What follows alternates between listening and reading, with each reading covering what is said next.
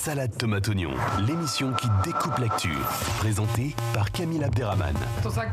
Oh là là. Bonsoir les amis, bonsoir à tous. Ça va mon Guitou? Bah oui, évidemment que ça va. Qu'est-ce qu'il y a mon chéri? Bon, on a démarré l'émission même si tout le monde n'est pas là parce que vous savez qu'il y a les grèves. Hein. Moi j'ai pris le métro, j'avais pas pris le métro depuis que les grèves avaient commencé. C'est quelque chose. Hein. Premier métro dans lequel je monte, deux meufs qui sont en train de s'embrouiller. Il y en a une qui a cassé son casque sur la tête ou sur le corps de l'autre. Elle lui a jeté dessus et ensuite elle l'a jeté par terre pour vous dire à quel point c'est vraiment c'est très attention quand même. Non mais même chez qui a pris le métro là depuis qu'il y a les grèves? Toi non plus? Non, moi. Ah bah oui, toi t'as avancé 650 € d'Uber déjà. Ouais, c'est ça. C'est quelle boîte de prod qui te doit 650 balles qu'on les pressionne un peu? Oh, il y en a quelques-unes. Il y en a quelques-unes. Ouais, donc les amis, bonsoir. Et bienvenue, on va démarrer l'émission un petit peu entre nous en attendant Grishka qui devrait arriver dans 5-10 minutes. Dita pareil, elle est dans un chauffeur, elle est en train d'arriver. À l'intérieur du chauffeur également. Comment ça va Lola? Ça fait plaisir de te voir. Moi je suis surexcitée, j'attends ça depuis 3 semaines. Lola c'est magnifique parce que Lola, donc elle devait rentrer, Lola elle est de Bastia, c'est une Corse, elle devait rentrer voir sa famille hier par rapport aux grèves, etc. C'était compliqué d'avoir un billet. Et quand elle a appris le sujet, elle m'a dit « Oh non, je décale mon billet !» Ouais, attends, j'adore moi ça. Qu'est-ce que t'aimes dans ce sujet-là? Tout, sans exception. Déjà, ça m'intéresse beaucoup de savoir comment ça va se passer dans le futur, vu comment l'état de la Terre elle est maintenant.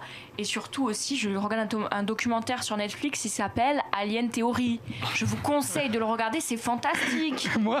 Non mais les pyramides, les Incas, tout ce qui a été construit, c'est pas humain. On est parti direct là, c'est bon? Je vous le dis. On peut y aller. Hein, Non mais tu sais que... Regarde ce documentaire, tu vas vraiment... franchement, Netflix, il devrait t'embaucher pour faire la promo de ce doc parce que c'est incroyable. Moi, c'est nul en plus dessus alors qu'il est fantastique. les notes, elles sont mauvaises, c'est ça? Ouais, ils sont nuls les gens.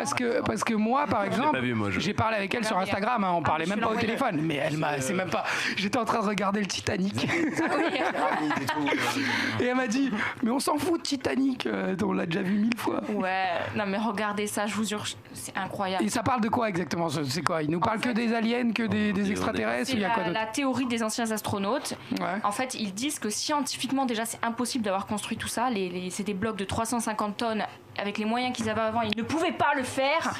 Des 350 quoi? Île de Pâques, 350 tonnes. Il y a certains blocs qui pèsent 350 tonnes. C'est impossible à soulever. Plein de choses comme ça ça a un rapport même avec Hitler. Hitler était obsédé par ça, sache-le. Obsédé par quoi? Obsédé par ces choses-là. Gareth, est-ce que ça te fait du bien? Est-ce que ça te fait du bien d'avoir en professeur Candy Lola ce soir? C'est vrai? Mais arrête, ça me fait du bien. Une fois que tu vas regarder le documentaire, tu verras, tu vas douter de ta propre existence. À ce point-là? Ah mais moi je doute de ma propre existence. Alors moi je peux te dire, tu es bien réel. Parce que selon eux, ils disent que le Coran, la Bible, tout ça, ce sont des faits historiques carrément, donc ils en sont persuadés. Hein. Mais ils pensent que ça a un rapport avec ça. Bref. Un rapport avec les extraterrestres, c'est ça? Ouais, un rapport avec tout. Bref, donc toi, tu crois aux extraterrestres, toi, Lola? Ah oui, non mais 100%, bien sûr. Moi je suis très croyante. Je suis croyante en Dieu, mais il y a un truc qu'on sait pas là.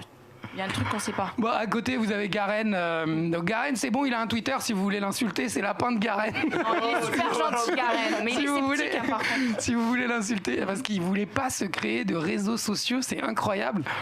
Et, il y a trop de haine, il y a trop de haine. Alors, ouais. Oui. Oh là là. Quel connard. Moi, je veux pas subir la haine. Oui, Quand on se fait appeler Lapin de Garen, attention. Mon prénom, c'est vraiment Garen, malheureusement, j'ai pas choisi. Alors, justement, en face, c'est Azelma Sigo. Alors, Azelma Sigo.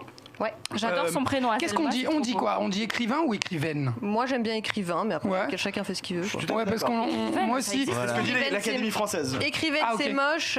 Autrice, ça me fait penser à autiste. Donc, je savais même pas que ça existait, moi. Auteur, écrivain, ça va très bien. Donc Azelma Sigo, t'en es à ton 3e livre, toi. Ouais. Donc le dernier, c'est... rappelle-nous le titre du dernier. Donc il y a Adultère. Non, pardon, Adultère. pas Adultère. Je me suis trompé. Je croyais que c'était Fatima Ben Omar. Absurditaire, pardon. Absurditaire, c'est ton 2e livre. Et Les éphémères sont éternels, le 3e. Les éphémères sont éternels. Ce titre juste magnifique. Moi qui aime le paradoxe. Non, donnez-moi, je vais les montrer moi. C'est des livres de quoi? C'est de la science-fiction. Ah génial. Tu peux nous rapidement justement nous dire. Science-fiction, mais tu peux fermer ta gueule, Garen, ou pas? Tu peux nous dire rapidement les sujets que tu évoques? Alors bien sûr que ça parle de la vie future. En fait, Vas-y, je te laisse. Je suis quelqu'un d'assez engagé dans la vie, dans plein de causes, la cause animale, la cause écologiste, la cause. Je suis même gilet jaune. Enfin bref, je suis contre toutes les injustices et du coup, j'utilise l'imaginaire et le futur pour faire passer des messages sur la société. Donc, dans Absurditaire, je vais parler des absurdités de l'humanité en partant d'un futur idéal, utopiste, attention. Ça peut arriver qu'à moi, ça. Et dans Les éphémères sont éternels, à l'inverse, je pars d'un futur dictatorial où l'immortalité est obligatoire, en fait. Et du coup, y a un peuple qui va se soulever contre le gouvernement et qui va renverser. Magnifique. Et on va parler justement de êtes-vous pour ou contre cette vie éternelle, et c'est le sujet du livre, le sujet principal, si on peut dire, Azelma, de ton livre, de ton dernier livre. Alors j'oublie le titre, même si je l'adore, c'est Les éphémères sont éternels. C'est le sujet principal de ton dernier livre. Oui, et du coup la peur de la mort aussi, et puis l'idée que l'échéance de la mort, c'est ça qui fait que la vie en fait est palpitante. S'il n'y a pas d'échéance, la vie est ennuyeuse. C'est vrai ça. Alors on va se poser la question tout à l'heure, je vous demanderai votre avis justement par rapport à ça. Et puis on a Guitou, notre humoriste très charmant. Mais tu te trouves vraiment moche, Guitou, ou pas ? Bien évidemment. Bien évidemment, je me trouve moche, effectivement. Alors j'espère que dans le futur, déjà, on ne sera pas éternel, parce que vivre avec lui éternellement, ce serait quand même... Avec Gareth. Ce serait quand même déjà quelque chose de... Oui, je me trouve moche, oui, effectivement, mais quand on te voit à côté, enfin je veux dire, voilà... Qui ça, moi ? Mais tu me crées pas du tout. Tu me crées des complexes. Mais rien du tout. Tu me crées des complexes. Ma mère parle de toi. Je pense que tu n'es pas conscient du succès que tu peux avoir, parce que du potentiel. Un physique, ça veut rien dire, je te promets. Ah bah ça je sais, oui. Ça se voit. Ça ne veut rien dire. Ça ne signifie rien. Il y a beaucoup de grands charmeurs, et je veux pas te comparer à Gainsbourg parce que t'es bien plus beau que lui. Mais j'aimerais bien voir par exemple, l'art peut énormément séduire. Enfin, moi, pas moi. Moi, ça me séduit pas. Non, mais t'es d'accord là-dessus quand même. Ah oui, non, mais effectivement, et puis t'as une meuf en plus. Oui, effectivement. Voilà. C'est vrai. Je sais même pas encore. Elle est très belle en plus. C'est la plus belle. Très belle métisse. Je l'aime de tout mon cœur. Très jolie. Tu adorerais Garen. Oui, mais quand j'irai le voir à son spectacle, j'espère qu'il sera là. Tu vas y aller pour de vrai ? Non, vraiment. Mais c'est la rencontre des genres. Si tu vas au Barbès Comedy Club, toi, pour aller voir Guitou, c'est vraiment la rencontre des genres. J'inviterai à Versailles un jour. Tu veux pas dans la banlieue de Paris, effectivement. Moi, j'ai ouï dire que t'es plus Damary Lélis au château. Non, pas Damary Lélis. C'est là où il y avait la Starac. Non, oui, parce que moi, je suis traité de la réalité. Comment il s'appelle déjà la ville du château de Le Pen. Merde. Comment s'appelle déjà le château de Montretout. Montretout. Moi j'ai ouï dire que tu étais beaucoup plus à Montretout qu'à Versailles. C'est une rumeur, c'est ça ? Je sais pas ce qui vous fait dire ça, monsieur. Par contre, moi, j'adorerais recevoir Jean-Marie Le Pen, vraiment, avant qu'il meure, j'espère. Je ne le connais pas, monsieur. Non, mais je dis pas ça pour toi, mais je te jure, pour moi, c'est un point d'interrogation, ce mec-là. Mais en fait, je pense qu'on aime vraiment le détester, mais en même temps, aujourd'hui, c'est devenu un peu le papy gâteux que tout le monde aime bien. Non, mais je te jure, et j'adorerais.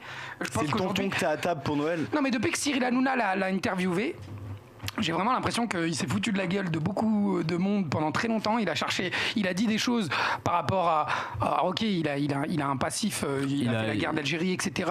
On sait ce qui s'est passé avec le FN, mais je pense qu'il a beaucoup plus utilisé ses frasques, les différentes sorties qu'il a pu avoir contre les différentes minorités qu'il y a eu en France, pour le buzz et pour se créer, pour devenir entre guillemets quelqu'un et avoir la parole et avoir la personnalité aussi reconnue qu'on le sait aujourd'hui. En fait, plus que pour des idées, parce que regarde Cyril, quand il est arrivé, il nous a dit que même si c'est un cliché, mais sa gouvernante elle était rebeu, je sais plus il y avait qui d'autre qui était métisse. Ça veut rien dire. Non mais bien sûr, ça veut rien dire, mais je te promets, quand on a l'image de Le Pen, pour moi c'est quelqu'un qui peut même pas serrer la main à un arabe, tu vois.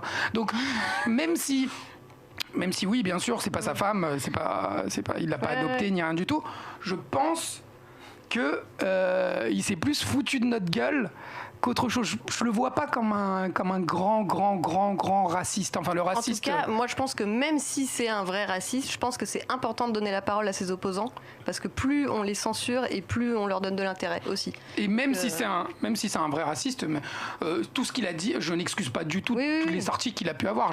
J'ai juste l'impression qu'aujourd'hui, quand on fait un peu le bilan de ce qu'il a dit ou de ce qu'il a fait, j'ai plus l'impression que c'était plus médiatique qu'autre chose. Après, bon, on le saura si. En tout cas, moi, si je l'ai un jour, si je l'interviewe, c'est pas. En fait, c'est pas que je l'ai détesté pendant tellement longtemps que là, j'ai l'impression, j'ai envie de connaître la personne. C'est un peu comme les haters, tu vois. Ils te détestent, mais ils t'aiment, les haters. Les haters. Ils détestent, mais en fait, ils t'aiment. Quel accent anglais magnifique. T'as fait quoi ce week-end, Garen? Ça te regarde? Bah, j'ai envie de savoir. Qu'est-ce que j'ai fait? Quel jour? On est mercredi. Donc lundi. Toi, tu bosses, J'étais à Marseille. Ah oui, alors J'étais qu'est-ce à que t'as fait à Marseille Marseille? pour déplacement professionnel. Ok. Et donc, Ça en restera là et je te dirai rien de est-ce que ça a été Marseille? Ça Très va bien. Ça va. Les ratonnades là-bas, c'est pas trop compliqué, ça va. Non, c'est juste que c'est très. Ça va être compliqué les ratonnades là-bas. Non mais Marseille, c'est une ville avec un fort taux de mixité. C'est toujours le même maire de Marseille. Godin, depuis genre. 25 ans. De mixité. C'est un gars de gauche, lui, hein. Non, de droite. Ah, de droite. C'est un mec de droite, Ouais, lui. c'est un mec de droite. Droite, gauche. Ouais, parce que C'est le mec qui tape dans la caisse depuis 25 ans. comme les autres, quoi. Ah, mais comme les autres. Hein. Mais quand t'es là depuis 25 ans, à un moment t'as arrosé tout le monde, t'as pris dans les caisses, y'a pas rien, quoi. Ah, les mecs ils sont gavés Marseille, c'est devenu. C'est pas vrai. Ah, mais t'as pas vu, il y a l'immeuble qui s'est écroulé l'année dernière. Oui, j'ai vu. Et tout. Il y a aucun entretien. Il y a personne. Mais non, mais le pire c'est que ça a pas bougé, hein. L'immeuble. Non, ils vont faire un comité, ils vont en parler pendant 3 ans, Ouais, ils vont c'est mettre ça. 2 millions dans le comité juste pour en parler. Tu sais, les experts ils vont venir. C'est incroyable, Ils vont hein. bouffer des petits fours, des conneries et tout. Mais c'est ce dont on parlait il y a 2 semaines avec les institutions, quoi. L'argent public. Non mais les institutions qui est truc. Voilà. Quand c'est pas ton pognon, tu t'en bats les couilles. Rapidement avant d'accueillir les autres invités et de démarrer le sujet du futur, ce qui s'est passé là récemment avec Delevoye. Parce que bon, on va pas parler, on en parlera à la rentrée de la retraite. Je veux juste vous poser une question. Comment Macron, qui a été irréprochable sur sa communication, qui a réussi à faire croire à peu près tous les Français que c'était le vrai changement. Il a hérité limite physiquement de la phrase de comment il s'appelle de mon pote, le président de François Hollande, qui disait que vraiment tout allait changer avec lui. Le changement c'est maintenant, etc. C'est pour pas voter Marine Le Pen. Le changement c'est maintenant, c'était Hollande. Comment Ouais, c'est Hollande, oui, Hollande. exactement. C'est Macron, c'était la même, hein. De lui combat. Non, mais ce que je veux dire, c'est que vraiment, il a hérité de cette phrase d'Hollande, sauf que lui, il en a hérité vraiment caractériellement, physiquement. Au bout de 40 ans, c'est Mais- con quelque part. Non, mais c'est incroyable. Ça fait 40 ans qu'ils vous mettent des douilles, les mecs. Comment il a pu être aussi bon durant sa campagne, mais comment il peut moi, je être trouve aussi pas qu'il a mauvais été bon, dans le choix de ses ministres, Parce que c'est dans ses choix de communication? Comment c'est Parce possible? que pendant sa campagne, la campagne de Emmanuel Macron, c'était une bouteille de Coca-Cola qu'on a marketé, et c'était des mecs qui venaient de chez Coca-Cola ou qui venaient de chez Google, c'était des experts du marketing et de la communication. Le mec, ils nous l'ont vendu comme la 7e merveille du monde. Exactement. Il va tout changer. Mais bien parce que sûr. c'était pas des politiques. Même son truc de En Marche, hein. Même son truc de En Marche, quoi. En Marche. Qui faisait appel un peu à la marche des années qu'il y a eu dans les. Non mais si Non, tu. je crois que c'était pas ça l'idée. Je pense que c'était à peu près la même idée. C'était On Marche justement pour aller rencontrer les Français. C'était à peu près la même chose. quoi ça? Ce qu'ils avaient fait. Attention, Il y a eu une marche. Il y a eu la marche des beurs dans les années 90, hein, c'est ça? 80. Mitterrand avec à l'époque Harlem Désir. Il y a eu le film. Il y a eu le film La Vache de. La marche avec C'était avec Jamel Debbouze. Jamel Debbouze, Non, exactement. Debbouze. C'était pas. Non, c'était un autre film. La vache, ouais. Mais La marche, c'est très. Enfin, Tu l'as film. vu Ouais, J'ai je pas l'ai vu. vu. Moi, je l'ai vu. C'est un film que j'ai trouvé. Non, on s'en fout du film. Je m'en fous du film. Mais non, mais- juste dans la communication de Macron, qui a été parfaite, qui nous a fait croire. Il nous a dit Attends, on va moi, mettre les gens j'étais du pour lui, peuple à pas l'Assemblée, pour Le Pen. on va faire ci, on va faire ça. Moi, Aujourd'hui, tu connais, comment il fait pour se Alors tromper déjà- comme ça et se faire berner par des énarques qui sont censés s'occuper de la retraite et qui ont à côté de ça je ne sais combien de retraites dues à des activités parlementariales ou d'autres. Comment c'est possible? Non, mais Vas-y. pardon. Je pense pas qu'il ait été très bon en com. De toute façon, les gens n'ont Ouais, pas je trouve voté aussi, pour hein. lui. Pour lui, Oui, ils ont voté pour C'est lui ce que je contre dis. Le Pen. Déjà, Mais premièrement. personne m'écoute ou quoi?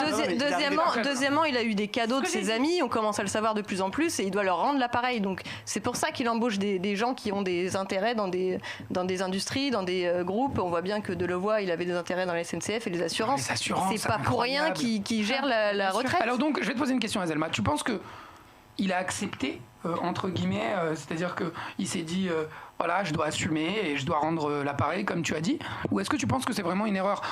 Parce que s'il s'est dit vraiment, je vais mettre ce gars-là, je dois lui rendre l'appareil, Et puis, on va essayer de masquer toutes les retraites, tous les différents salaires c'est quand même incroyable de foutre ce mec-là pour s'occuper des retraites cette réforme est censée être là pour nous faire des économies. Ouais, le problème, c'est est-ce qu'il y a mieux derrière ? Parce qu'on voit que même le gars qui l'a remplacé, il a aussi des intérêts dans d'autres boîtes. Je sais pas encore tout, mais j'ai appris qu'il avait gagné 72 000 balles en 2 mois chez Auchan. Enfin, je veux dire, il n'y en a pas un qui est honnête dans l'affaire.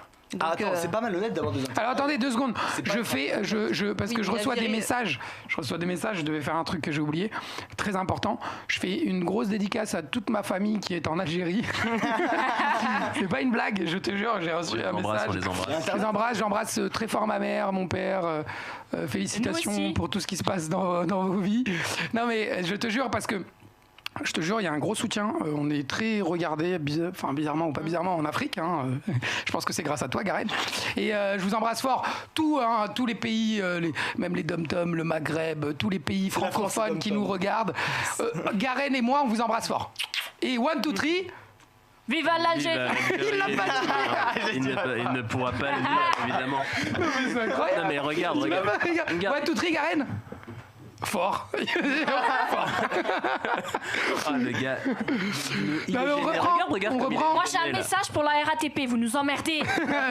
Ça devient le café du coin. Azelma, je te laisse poursuivre ta réflexion sur. Non, je disais que Macron, il n'a pas changé, ça a toujours été le même. C'est juste que. Donc tu penses vraiment qu'il était vraiment mauvais en communication déjà à l'époque? Je suis pas plus intelligente que les autres, mais j'ai vu tout de suite que ça sonnait faux. J'aimerais rebondir là-dessus. Tu dis qu'il n'a pas été bon en communication. Il est arrivé premier au premier tour. Ouais. Oui, mais grâce à quoi? À une campagne financée. Non, mais c'est pas ça, c'est que les gens ont voté pour lui quand même. Oui, mais, non, mais après, la majorité, c'était pas.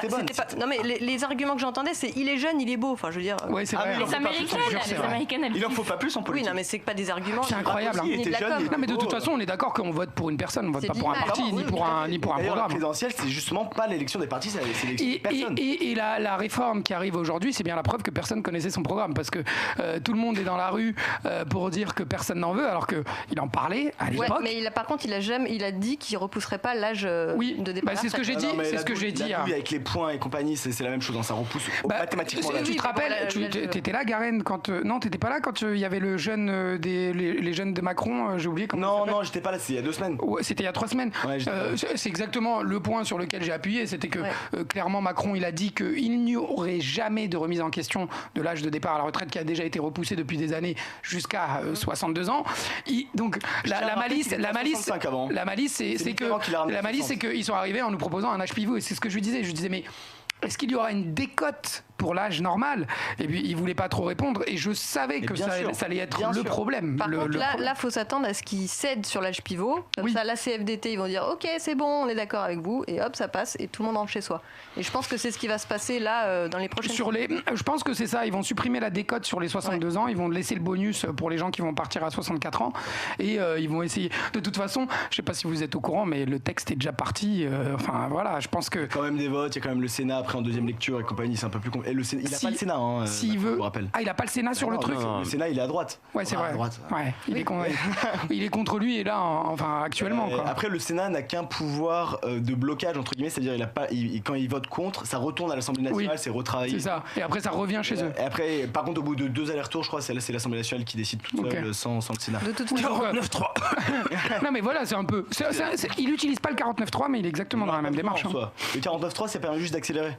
On s'en fout, qui va faire 2 mandats. De toute façon, le problème, c'est pas juste les retraites, et je pense que les autres sujets vont faire qu'il y aura d'autres mobilisations, et ça s'arrêtera pas là. Ouais. Et je l'espère d'ailleurs. Toi, t'es aussi gilet jaune à Zelma, c'est ça? Ouais, entre autres. C'est-à-dire, entre autres, c'est quoi tes différents combats? Toutes les injustices me débectent, donc je sors dès qu'il y a une injustice gouvernementale. De toute façon, je suis plutôt anarchiste, moi, donc tout ce qui vient d'une élite, ça me... Que le gouvernement, parce qu'en fait, en 6e, Madame Diawara, je vais te montrer, parce que j'ai mon bulletin de notes avec moi. Madame Diawara n'a pas voulu me mettre 9, parce que j'avais... Et sinon, vous... D'accord. Je veux plus de ce mec sur la tête de ma mère. Non, mais c'est bon. Et non, allez-y, faites comme... On va mettre le bulletin de notes à la fin sur le replay ou pas? Je vais aller sur Marmiton, moi. Oui, vas-y. J'adore Marmiton. Je pense que c'est bien. Voilà, bien, on y va. Toi, Lola, tu avais un message pour la RATP, c'est quoi ton... C'était que vous pénalisez tout le monde, on en a marre, vous faites chier, Macron ne prend pas le métro, il s'en fout. Voilà. Ah ouais. Donc c'est gonflant. Jusqu'en janvier, peut-être, ça va durer. C'est des fous. Moi, je trouve que c'est des fous. Non, mais est-ce que tu Quel as est compris l'intérêt, en fait? Ça pénalise tout l'intérêt, le c'est de monde. montrer sa colère. Tu peux pas Ben faire non, mais autrement. on peut pas aller travailler. Tu sais, j'ai l'impression d'être dans. J'ai l'impression que c'est mon calendrier de l'avant. Mais tu sais, je me demande quel retardataire va arriver. Oui, donne ta veste à Bilal et puis viens t'asseoir, Dita. Donc c'est Dita qui vient C'est d'arriver. des anges en fait. Tu sais, genre. Arrive dans la maison. Dita arrive dans la maison. Comment va-t-elle? En fait, je trouve que c'est soit tout le monde s'y Viens, met, mets-toi juste soit là, ça sert à rien, là, qu'il n'y a que la RATP qui bloque Non, il les n'y a pas transports. que la RATP, il y a les raffineries qui sont bloquées, il y a plein d'entreprises. Ah mais tu sais qu'il y a même eu un truc. Il y a même eu un truc. À Paris, on Il y a même eu un truc ultra illégal qui s'est passé avec l'électricité. Ouais. Oui, il y a eu des 100 000 maisons qui ont été privées d'électricité. Apparemment c'était ciblé. Eh ben, Je sais pas si c'était ciblé, mais en tout moi cas, j'en connais. couper l'électricité, ça veut dire des gens qui sont sous appareil respiratoire chez eux, qui n'ont plus d'appareil respiratoire, qui peuvent en mourir. C'est-à-dire bien sûr les frigos qui s'arrêtent et compagnie, donc la bouffe qui pourrit, donc très bon pour l'écologie, ça aussi. C'est couper l'électricité. Premièrement, c'est totalement illégal et c'est super dangereux. Non, mais c'est moi, gens je vais qui te- restent Coincés dans les ascenseurs et compagnie de 80 ans, les gens qui sont, comme je disais, qui sont sous appareil Mais qui respiratoire. fait ça? Qui c'est qui a fait ça? Bah, CGT, la EDF. CGT.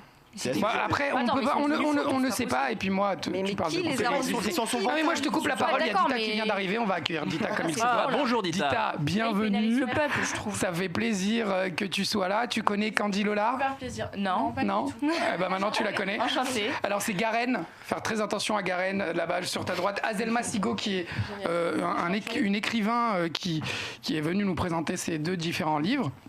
Et Guitou qui est un humoriste et on attend Grishka qui va arriver et justement avant que Grishka arrive je vais en profiter pour tenir 2 mots sur ce qui s'est passé par rapport à Dita. Alors tout le monde ne le sait pas mais Dita a été victime ce week-end de personnes très bas d'esprit qui ont décidé de balancer une vidéo sur elle, une vidéo privée, une vidéo qui n'avait pas du tout lieu d'être sur les réseaux. Et on va pas en parler ce soir parce que de toute façon c'est un petit peu trop chaud pour elle. C'était prévu qu'elle vienne déjà, donc elle nous fait l'honneur quand même d'être là malgré ce qui s'est passé ce week-end parce que je sais pas si vous avez vu sur ses réseaux etc. Elle parle pas, elle dit rien du tout parce que voilà ce qui lui est arrivé c'est très fort. Et puis je pense que les femmes qui sont sur les plateaux parce que bizarrement dans la société dans laquelle on vit aujourd'hui ça ne dérange pas les hommes. Il n'y a pas de problème, mais quand c'est le corps d'une femme, c'est totalement différent. Alors moi, je veux juste tenir un mot pour ces gens qui font ce genre de choses. Il faut savoir que c'est totalement gratuit ce qui s'est passé. Déjà, il n'y a pas vraiment d'embrouille, ni avec la personne avec qui elle a fait cette vidéo, ni avec la personne qui lui casse les couilles depuis la fin de tournage. Moi, j'ai travaillé sur les Princes, donc je sais en interne ce qui s'est passé. Et le conseil que j'ai envie de vous donner, c'est ne faites confiance vraiment à personne. C'est-à-dire que même quand... Alors Dita, c'est totalement différent. C'est-à-dire que elle a été en couple avec quelqu'un, donc c'est une Albanaise, elle a été en couple avec un Albanais pendant très longtemps, très jeune. T'as quel âge? T'as 20 ans? 21? 20 ans. Donc elle est très très jeune. Hein. Voilà, elle avait 17 ans, elle est restée avec lui pendant très longtemps. Donc bien sûr, voilà, dans un couple, on se sent... on a l'impression d'être en toute intimité et qu'il se passera rien du tout. Donc on écoute son copain, on peut faire des vidéos, on peut faire ci, on peut faire ça. Le problème, c'est que l'amour, on ne sait pas combien de temps il va durer. Et le souci, c'est que généralement, l'amour, quand il se termine, ça se transforme en haine. Donc, moi, je ne vais pas dire que j'ai l'habitude de ce genre de profil, mais je sais ce dont les gens peuvent être capables de faire quand la haine se mêle et qu'en plus on ajoute les réseaux sociaux. Faites attention, les jeunes qui vont faire de la télé, même les jeunes qui font pas de la télé, parce que les revenge porn, ils concernent pas uniquement les filles qui sont connues, ça concerne tout le monde. Aux États-Unis, tout à cause de ça. Il y a des suicides, c'est très très grave. Et puis je pense que c'est agréable pour personne, surtout quand on n'a rien fait, quand on n'est pas vraiment en embrouille avec quelqu'un, de se réveiller un matin et de retrouver une vidéo ultra intime, ultra privée sur les réseaux. Donc le conseil que j'ai à vous donner, c'est faites confiance à personne, mais vraiment personne. Ne croyez pas, vous pouvez vivez votre amour, mais n'allez pas jusqu'à laisser des traces. Ce genre de traces-là, en fait, à l'époque, c'était pas très grave quand il n'y avait pas les réseaux sociaux. Aujourd'hui, on a juste à appuyer sur un bouton et en 3 secondes, la vidéo, elle est chargée sur une story et voilà. Et puis on peut détruire la vie. Et après, même si Dita, disons qu'elle est jeune, mais qu'elle est forte. Donc il n'y a pas de problème.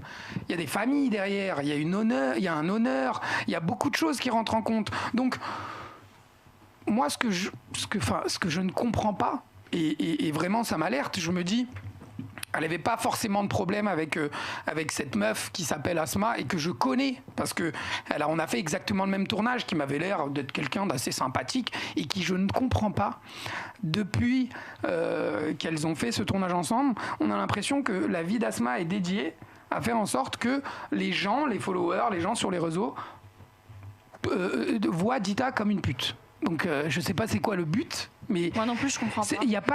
En fait elles se sont embrouillées entre guillemets par rapport à une petite punchline qu'a pu lancer Dita, qui était même pas méchante, il y avait rien de grave. Depuis, cette jeune fille qui s'appelle Asma dédie sa vie à essayer de prouver aux gens que Dita est une pute. Donc je pense qu'elle a dû fouiller dans son passé, elle a dû se renseigner parce qu'elle-même est dans le milieu, elle n'a pas réussi à trouver de relation ni monétisée, ni d'un passif sulfureux par rapport à elle. Donc le but, c'est de dire aux gens, voilà, cette fille-là, c'est pas une fille bien. C'est quelqu'un c'est une voilà, quand bien même une pute, est-ce que c'est une fille, c'est pas une fille bien. Il y a l'UNICEF en ce moment qui fait une très grosse, même si ça n'a rien à voir, qui fait une très grosse campagne qui dit j'en ai rien à foutre de savoir ce que tu fais, ce qui m'intéresse c'est ta santé. Donc ils nous mettent en scène des gens qui se piquent, qui se droguent, des femmes aussi qui se prostituent. Quand bien même quelqu'un utilise son corps pour monétise son corps, ça le regarde. Je ne comprends pas ce genre de qui sont même pas des revanches, parce qu'il n'y a pas vraiment de problème avec elles, qui sont totalement gratuites et qui peuvent mais vraiment niquer des vies. Moi j'ai l'impression qu'on ne se rend pas forcément compte de l'impact, mais même comme j'ai dit tout à l'heure, de l'entourage. Dita, voilà, c'est comme on a dit, c'est une famille albanaise, même si les familles françaises ou des familles de n'importe quelle origine peuvent vivre aussi mal le truc, mais on sait que l'honneur, ça peut foutre la merde énormément dans une famille, ça peut créer des tensions, ça peut créer énormément de choses, ça peut même faire des rejets, créer des rejets intrafamiliaux qui peuvent, pour une jeune de 20 ans, qui peuvent être ultra déstabilisants. Moi, je suis content parce que même si elle prendra pas la parole parce qu'elle est ultra triste et qu'elle a du mal même à en parler sans que l'émotion revienne, donc c'est pour ça que j'ai pas forcément envie qu'elle s'exprime sur le sujet. Je suis désolé, ce genre d'action, on prend pas forcément en compte les répercussions que ça peut avoir sur une personne. Et franchement, deux gamines entre guillemets de télé qui s'embrouillent pour savoir qui est la plus belle ou qui est le truc, parce que c'est juste une histoire d'ego, est-ce que vraiment ça mérite de pousser des gens dans un mal-être, d'humilier les gens, d'essayer de faire en sorte qu'elles soient reniées par leur famille, qu'elles soient mal vues par l'opinion publique? J'aimerais comprendre c'est quoi le but, et ça m'a même fait penser, je me suis rendu compte, encore une fois, à quel point l'être humain pouvait être tordu, et ça m'a fait penser à ces gens qui connaissent leurs futures victimes, ni d'Adam ni d'Ève, mais qui vont les tuer. Fous, quoi, les serial killers. Qui vont les assassiner parce que dans la rue, elle n'a pas aimé sa démarche, parce que à un moment, elle avait quelque chose qui ne lui allait pas, ou alors qui lui allait. On est vraiment dans un paroxysme complet, et surtout, ce que je comprends pas, c'est que cette personne, moi je l'ai vue, je l'ai fréquentée, je l'ai rencontrée, je ne comprends pas l'acharnement. Exactement, elle a totalement l'air normale. Si je peux me permettre de dire quelque chose, quelqu'un qui est bien dans sa vie, qui a tout, il n'a pas le temps en fait, il n'a ni le temps ni l'envie de vouloir détruire les autres, de faire du mal, de critiquer. Ça, c'est des gens qui sont mal, c'est des gens qui sont mal dans leur vie, qui se sentent obligés de faire ça. C'est comme les personnes qui vont critiquer sur Instagram, etc. C'est des gens qui ont ce besoin. Vas-y, Garine, je t'écoute. Juste un truc, maintenant qu'on sait que ça existe le revenge porn et compagnie, il y a une règle de base. Si vous faites pas de nudes, il n'y a rien qui peut sortir. N'envoyez jamais. Bien sûr, mais le mec, il te dit je t'aime, t'es l'amour de ma vie, s'il te plaît, envoie-moi une photo d'une partie de ton corps. Faites rien. Tu as totalement pas de vidéo. raison. Ne faites rien. À partir du moment où c'est dans un téléphone, ça peut sortir. Ouais. Ou dans une caméra ou quoi que ce soit. Mais ça peut sortir, le téléphone peut même se faire hacker. Il peut y avoir plein de problèmes. Ne faites pas, même si c'est l'amour de votre vie, ça va durer toujours. Ne faites ni photo de partie de votre corps, ni vidéo, rien comme ça. Même rien si qui c'est peut dans sortir. votre téléphone. Rien, bien sûr, même si c'est dans votre propre téléphone. Bella Thorne, elle s'est fait pirater par exemple. Elle a été obligée de poster ses photos elle-même sur Instagram parce qu'il y a un mec qui l'a menacée avec ça. Bella Thorne, c'est l'actrice américaine. Ça arrive à très plein belle, de stars en fait. Dis-toi que ça va passer au bout d'un. Ne faites rien. Ne faites. Je parle. Camille, je parle aux jeunes filles qui nous écoutent. Oui, tu as raison, Karen. Ne faites ni photos, ni nudes, ni vidéos comme ça, il n'y a rien qui peut sortir sur Ouais. Ne faites rien du tout. Ne croyez pas. Vivez votre amour, mais vivez-le en vrai. Ne le vivez pas à travers des vidéos, des trucs. Et puis, après, elle, c'est différent. Elle avait 16 ou 17 ans. Son premier mec, c'est lui qui l'a éduqué. Donc, c'était vraiment, si tu veux, c'est vraiment qu'elle y est pour rien, quoi. En fait, ça a été compliqué. C'est lui qui m'a tout appris. Et peut-être qu'il m'a appris forcément des pratiques qui sont pas vraiment de l'amour. Mais moi, tout ce que je l'ai appris via lui. Et j'ai pas vraiment envie de parler de tout ça en détail parce que c'est encore difficile pour moi d'en parler. Mais je sais que le jour où je m'exprimerai, c'est quand je serai vraiment prête. Et aujourd'hui, je suis pas prête. Et elle s'exprimera bientôt. Vas-y, je t'en prie, Azelma. Mais même pour aller plus loin, sans parler de ce cas particulier-là, dès qu'on se médiatise un petit peu, on a droit à des harcèlements même sur les réseaux sociaux. Même moi, j'en ai été victime pour d'autres sujets parce que je me bats contre des choses. Et du coup, ça ne plaît pas à certaines personnes. Et c'est vrai que les réseaux sociaux, c'est vraiment un endroit où les gens se sentent tout puissants parce qu'ils sont cachés derrière leur ordinateur. Et ça fait très peur. Moi, quand on le vit pas, c'est incroyable, quoi. C'est ce que je dis à chaque fois, le cyberharcèlement, on n'en parle pas assez. On va en parler en janvier, on va en parler en janvier.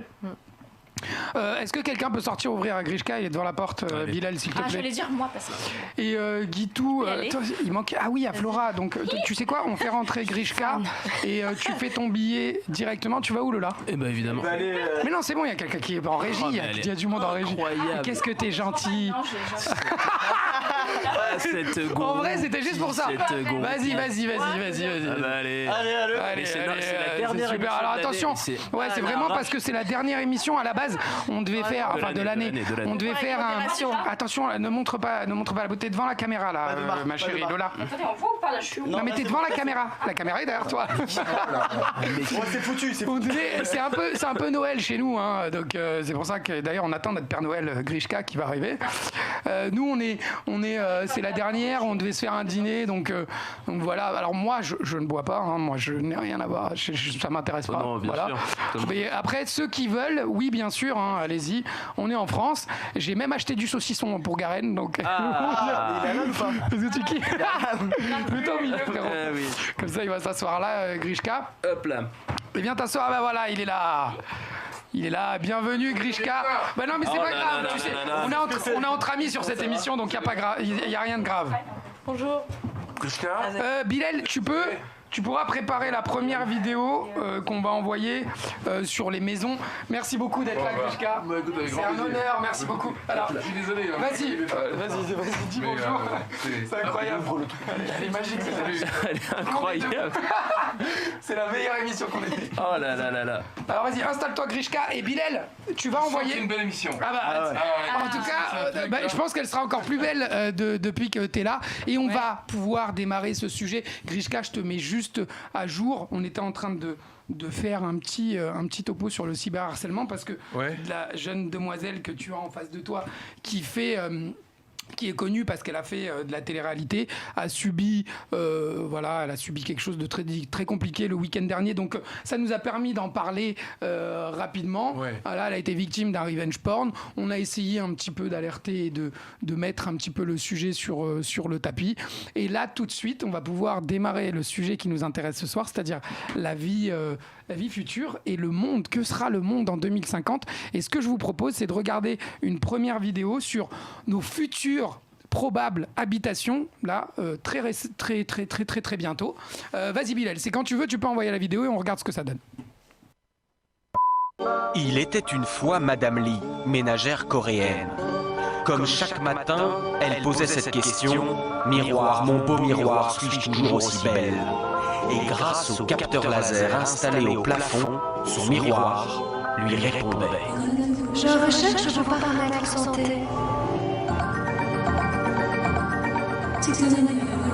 Masse graisseuse 11,5%, pulsation cardiaque 90, température 36 degrés 9. Mon miroir dit que j'ai une excellente condition physique.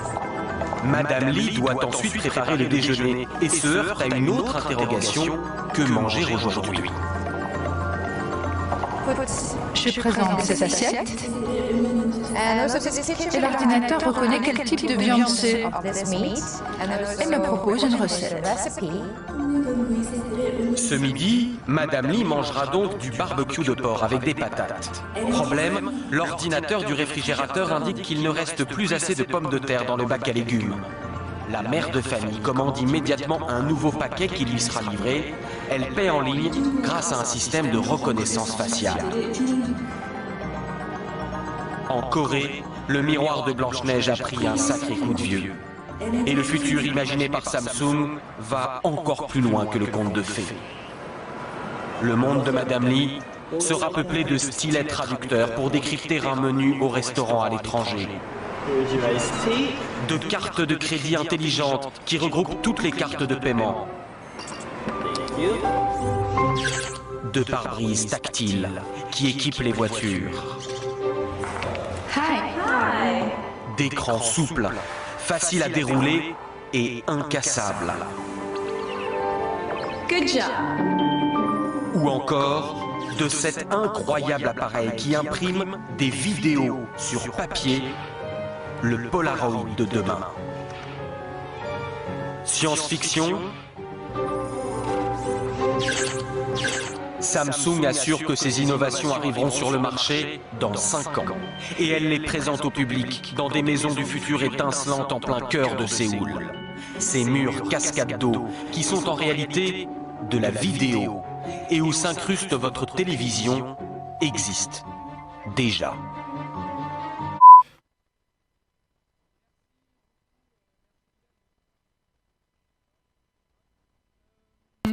Alors, je vais te poser une question à toi, Lola. Ouais. Qu'est-ce que tu penses, sachant que donc ces maisons qui sont ultra connectées, qui peuvent te dire quand tu te lèves le matin face à ton miroir, exactement, qui vont te dire ton taux de masse graisseuse, si tu es en bonne santé, si tu as le teint un peu pâle aussi, il peut, le miroir peut te parler et te le dire. Pour les hommes, il y a même des miroirs qui vont être un peu comme Snapchat, c'est-à-dire qu'ils vont nous proposer peut-être une petite moustache, ils vont nous dire peut-être que ça tirait mieux de te laisser pousser la moustache ou change de coupe ou un truc comme ça. Qu'est-ce que tu penses de ces nouvelles technologies, Lola ? C'est fort probable, hein. Il y a déjà des balances où il y a ces indications-là, mais je trouve que c'est bien. Moi, j'aime bien. Bon, après, faut pas que ça devienne à Black Mirror où, enfin, ça fait un peu peur, quoi. Mais c'est sûr que ça va arriver. Moi, j'en suis persuadée. Mais est-ce que vous pensez pas que se faire traquer par son miroir par rapport à son poids, ça peut pas... Non, moi je trouve que c'est bien de savoir qu'est-ce que c'est la masse graisseuse, de savoir... Je trouve que c'est important quand même, c'est pour la santé. Moi, donc tous les matins, ton miroir qui va te dire que t'es trop grosse, ça te dérange pas? Non. Comment ça, il va dire qu'on est grosse? Non, il va te dire ton taux de masse graisseuse ou pas. Je suis pas sûr qu'on ajoute à l'intelligence artificielle. Mais il te dit pas tu es gros, il va marquer ton indication. C'est ce que tu arriveras à lire au bout d'un moment. Tu vas comprendre quand il va te dire que ton taux de graisse on n'est pas obligé de se regarder dans ce miroir-là tous les matins. Ok. Gareth, qu'est-ce que t'en penses de ça? Moi j'aime beaucoup tout ce qui est nouvelle technologie, mais il faut pas oublier un truc, c'est que dans les années 60 on nous vendait la domotique partout. Alors, qu'est-ce que la domotique? La domotique, c'est en gros, c'était l'équivalent des maisons connectées, mais dans les années 60, où tout allait être automatisé et tout. C'est jamais arrivé. Ouais. Mon oncle de Jacques Tati, par exemple, enfin tous les films de Jacques Tati, etc., où dans les maisons, tout était Qui est Jacques Tati? Moi, je connais Tati, mais Jacques Tati, qui est un réalisateur français. Qui n'a rien à voir avec Tati. Qui n'a rien à voir avec Tati? Je ne connais pas la personne. C'est un cinéaste et qui, justement, c'était la domotique, c'était les années 60, c'était la mode. Tout allait être mécanisé, tous les gens n'auraient plus rien à faire. C'est jamais arrivé. Alors Grishka, je veux ta réponse par rapport à cette question. Ça va vraiment jamais arriver, ce genre de maison ultra connectée? J'ai pas dit ça, attention, j'ai pas dit ça. Hein. J'ai dit qu'il faut arrêter de croire tout ce qu'on voit dans les trucs de science-fiction ou de... Oui, allez, tais-toi. Allez, vas-y, Grishka. Vas-y. Écoute, on vit dans ce qu'on appelle la vague numérique. La vague numérique a démarré dans les années 50, elle était encore très discrète à cette époque-là, puis par vagues successives, elle a commencé à s'imposer, globalement d'abord à travers des macro-ordinateurs, puis les ordinateurs, puis les micro-ordinateurs, puis les nano-ordinateurs maintenant. Oui, les téléphones. Qu'on appelle effectivement les smartphones. On ne peut pas aujourd'hui faire l'économie de ces engins, de ces systèmes, parce qu'ils accompagnent notre vie quotidienne et que, par exemple, il nous serait très difficile aujourd'hui de régresser et de se dire, je pensais à ça dans la rue tout à l'heure en me disant, voyons, j'ai pas mon smartphone, je peux pas appeler Camille, que se passe-t-il? Très dur, tu vois, donc on est aujourd'hui, d'une certaine façon, dans une relation de collaboration dépendante. une collaboration qui est quand même bienveillante, hein, parce qu'elle nous apporte énormément de services. Mais est-ce qu'on va avoir ces maisons ultra connectées qui vont nous donner, qui vont nous dire si notre santé est bonne,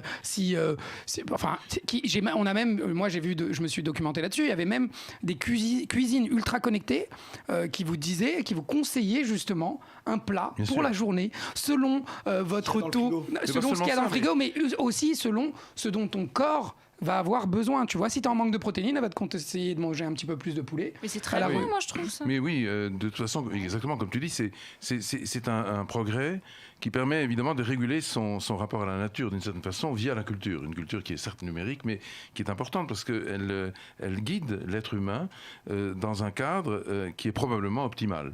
Je dis probablement parce qu'il peut y avoir aussi de la part de l'être humain une incompréhension, même une révolte vis-à-vis de ce vasselage. Oui, ce vasselage qui est imposé. Mais quand on sait par exemple que ce que j'ai visité moi-même déjà dans des pays dits avancés de point de vue technologique. Comme en Corée par exemple. Comme par exemple en Corée, exactement. Dans le sud-est asiatique, on a une pénétration de cette modernité qui est supérieure à ce qui se passe ici. Eh bien, on a par exemple des robots, que j'ai publié d'ailleurs dans un de mes livres, des robots qui sont totalement dédicacés à la cuisine. C'est-à-dire qu'on leur dit, voilà, ce sont des robots top chef, comme on les appelle. On leur donne un menu et ils l'exécutent de manière complète. Oui. Ça existe déjà, ça. Ça existe déjà. Ah bon? Et puis, je n'étais même pas au courant. Oui, absolument. Ce sont des exécutants parfaits qui permettent de réaliser aujourd'hui 450 menus différents. Donc 450, c'est beaucoup. Hein. On peut effectivement là explorer au moins 2 menus par jour pratiquement. Donc voilà, ça c'est une première chose. La deuxième chose, c'est que c'est un rapport individualisé. C'est-à-dire que celui qui crée sa propre gouvernance dans une maison comme celle-là aura tendance évidemment à empiler les différentes couches, les différentes strates de système et à entrer dans un monde qui, pour l'extérieur, est de plus en plus complexe et pour lui de plus en plus simple. Oui, bien sûr, parce qu'il sera habitué. Oui. Voilà, il lui est vraiment adapté, il lui est vraiment dédicacé. L'intelligence artificielle ne connaîtra pas de bornes tant que les ordinateurs classiques, je parle des ordinateurs classiques, pourront doubler leur puissance de calcul et diviser leur inscription du point de vue surface tous les ans, pratiquement. Or, il y a quand même un point important, c'est qu'on atteint la limite aujourd'hui, là, en ce moment, cette année. Hein. Ah oui? Oui. Ce qu'on appelle la limite de la loi de Moore. Moore est un physicien mathématicien qui a développé donc un algorithme qui a permis de décrire la progression des ordinateurs. Et les ordinateurs sont soumis à cette limite, c'est qu'ils ont doublé de puissance tous les 2 ans, puis tous les ans. Et c'est la raison pour laquelle, cette année, l'iPhone, par exemple, n'a pas pu passer à 1024. On est resté à 512. Mais c'est vrai, et puis c'est un peu un élément de communication aussi pour les marques qui nous vendent depuis des années des ordinateurs qui sont toujours plus puissants et plus puissants et plus puissants. Exactement. Et en fait, c'est vrai il y a une limite. Okay. Il y a une limite à la compacité de surface sur laquelle on peut effectivement, des puces en silicium sur lesquelles on va greffer des infos. Donc il y a un moment où on atteint cette limite et cette limite elle est atteinte en ce moment. Et la capacité de calcul est également limitée. Alors là, on est en face d'une frontière et il va falloir la franchir. Et on va la franchir vous pensez comment que c'est possible? Alors je vous écoute, allez-y. Hein. Je pensais qu'on était limité. Non, je me suis dit qu'on s'arrêtait. On est limité, mais il y a un autre côté de la frontière. Il y a un nouveau monde derrière. Et c'est quoi ce nouveau monde? C'est le monde des ordinateurs quantiques. Voilà, exactement. Les ordinateurs quantiques, c'est une révolution, mais phénoménale. Alors, c'est quoi là, ces ordinateurs quantiques? Les ordinateurs quantiques, ce sont des machines vraiment phénoménalement puissantes, 1000 fois plus rapides, 1000 fois plus puissantes que les ordinateurs classiques. Alors, est-ce que ça a quelque chose à voir avec ce que font les Russes actuellement et qui prévoient justement cette téléportation quantique en 2035? Non, ça n'a rien à voir? Non, ça n'a rien à voir. Ok. Non, ça n'a rien à voir. Ce sont simplement des ordinateurs dont les unités logiques ne fonctionnent pas sur le système binaire 0-1, Donc, sur le 0 et qubit. 20, mais sur le qubit. Donc c'est plus des bits. On connaît des Qubit. On connaît beaucoup de choses. Ça s'appelle Mais sur qubit, qubit, le truc. ouais, Parce qu'en fait, ça s'appelle des bits pour les systèmes informatiques actuels. Ouais. Et là, c'est le qubit en fait qui permet de faire plusieurs calculs en même temps grâce à la mécanique quantique. Ok. Et c'est extrêmement. Il n'y avait pas un autre mot que qubit, par C'est exemple. marrant, moi ça m'évoque pas ça. Moi, Ok. Azelma, Azelma, je veux te poser la même question. Est-ce que tu penses qu'il y a un danger justement à ce genre de maisons qui vont être ultra connectées et qui vont à peu près, qui vont plus laisser trop de place à l'être humain et au naturel entre guillemets. Alors, je veux pas paraître alarmiste non plus. Je veux dire, il faut accepter le progrès quand il est bon et quand il est ludique aussi. C'est agréable aussi d'avoir des choses qui nous. Alors Azelma Sigo qui est écrivain et qui a écrit donc c'est son 3e livre qui s'appelle Les éphémères sont éternels. Donc elle s'imagine un petit peu la vie future et dans ton dernier livre justement tu nous parles de l'espérance de vie et on est totalement dedans. Oui, et dans celui d'avant qui s'appelle Absurditaire, donc je parle des absurdités de l'humanité comme je disais tout à l'heure, et il y a un chapitre sur les technologies justement avec des maisons ultra connectées, automatisées, etc. Et il arrive une éruption solaire. Et en fait, voilà, il y a, comment dire, je n'ai pas les termes techniques, mais en gros, il n'y a plus d'électricité. Les gens qui ont des puces se réveillent avec un sifflement dans l'oreille. Ils savent plus quoi faire parce que ça fait des années qu'ils obéissent à des machines. Les couches des bébés sonnent quand elles sont pleines. Donc si ça sonne pas, on ne change pas le bébé. Ah oui. Voilà. Non mais je pousse à l'absurdité pour justement montrer que on peut devenir complètement asservi et presque comment dire. On devient bête presque des fois. Assisté, voilà. Et donc il faut faire attention à ça. Après je veux pas partir dans le complot ou quoi que ce soit, mais c'est vrai que c'est quand même une tendance. Faut voir par qui les machines sont gérées, qui nous gouverne aussi, tout est lié. Dita, qu'est-ce que tu penses justement de cette technologie ultra poussée? C'est-à-dire, il faut bien que tu te rendes compte, puisqu'on va se mettre en situation, pour des gens qui ont sa vie et qui font son métier, tu n'auras quasiment plus besoin de ton téléphone pour faire tes stories et faire ta promotion, par exemple, sur les réseaux. Tu pourras le faire directement face à ton... Et tu pourras même choisir ton filtre directement sur ton miroir. Mais c'est là que ça commence à être dangereux, parce qu'il faut savoir que oui, ma vie, c'est en partie les réseaux sociaux, mais c'est pas toute ma vie. Et je voudrais pas toute ma vie vivre avec des écrans autour de moi et de la technologie autour de moi. Il y a des moments où j'ai envie de souffler et j'ai pas envie que des écrans me contrôlent.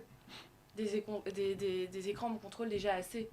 Toi qui, alors je comprends, toi qui vis de ça entre guillemets, qui est toujours en train d'utiliser ton téléphone pour travailler, pour ci pour ça, toi qui es déjà totalement dedans, t'es déjà un petit peu saoulé de la technologie. Il y a des jours où vraiment j'ai pas envie de toucher mon téléphone.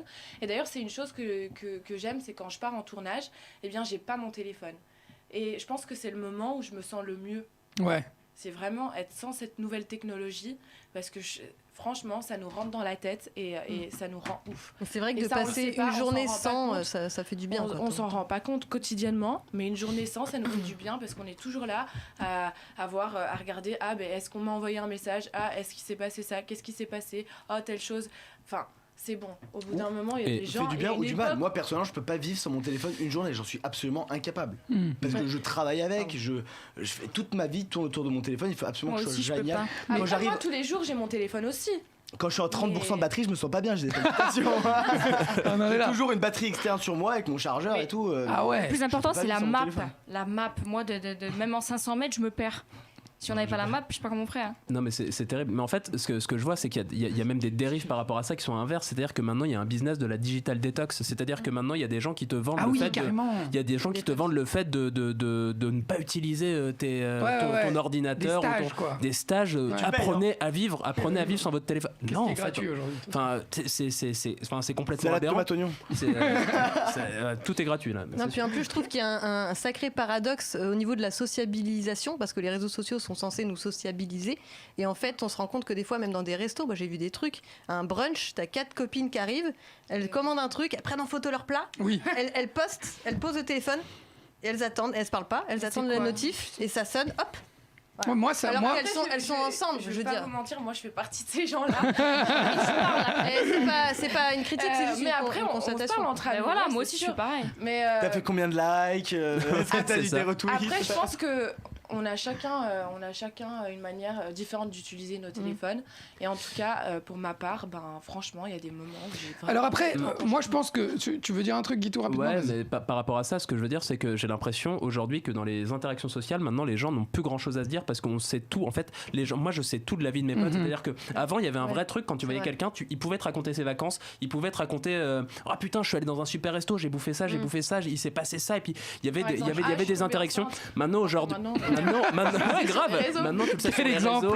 Maintenant, tu sais que t'es parti en Espagne, qu'ensuite t'as fait du bateau, etc. Enfin, les gens n'ont plus rien à se raconter en vrai. Alors après, je pense même si le sujet fait totalement partie de du sujet de ce soir, je pense qu'on s'égare un peu parce que une personne, par exemple, comme Grishka, qui est pas forcément ultra connecté. Hein. Si vous allez sur Internet, vous cherchez les réseaux, c'est pas le mec qui va mettre des stories toutes les 10 secondes, c'est pas quelqu'un, je pense, qui est dépendant des réseaux sociaux, mais pourtant qui est au top de la technologie. Moi, j'ai compris le message par rapport aux réseaux sociaux, mais là on parle vraiment de technologie. Moi, ni l'un ni l'autre me dérange, et moi je suis un fan de nouvelles technologies. Moi, quand on me dit que je vais me réveiller le matin et qu'une fille va me parler, va me parler dans un miroir.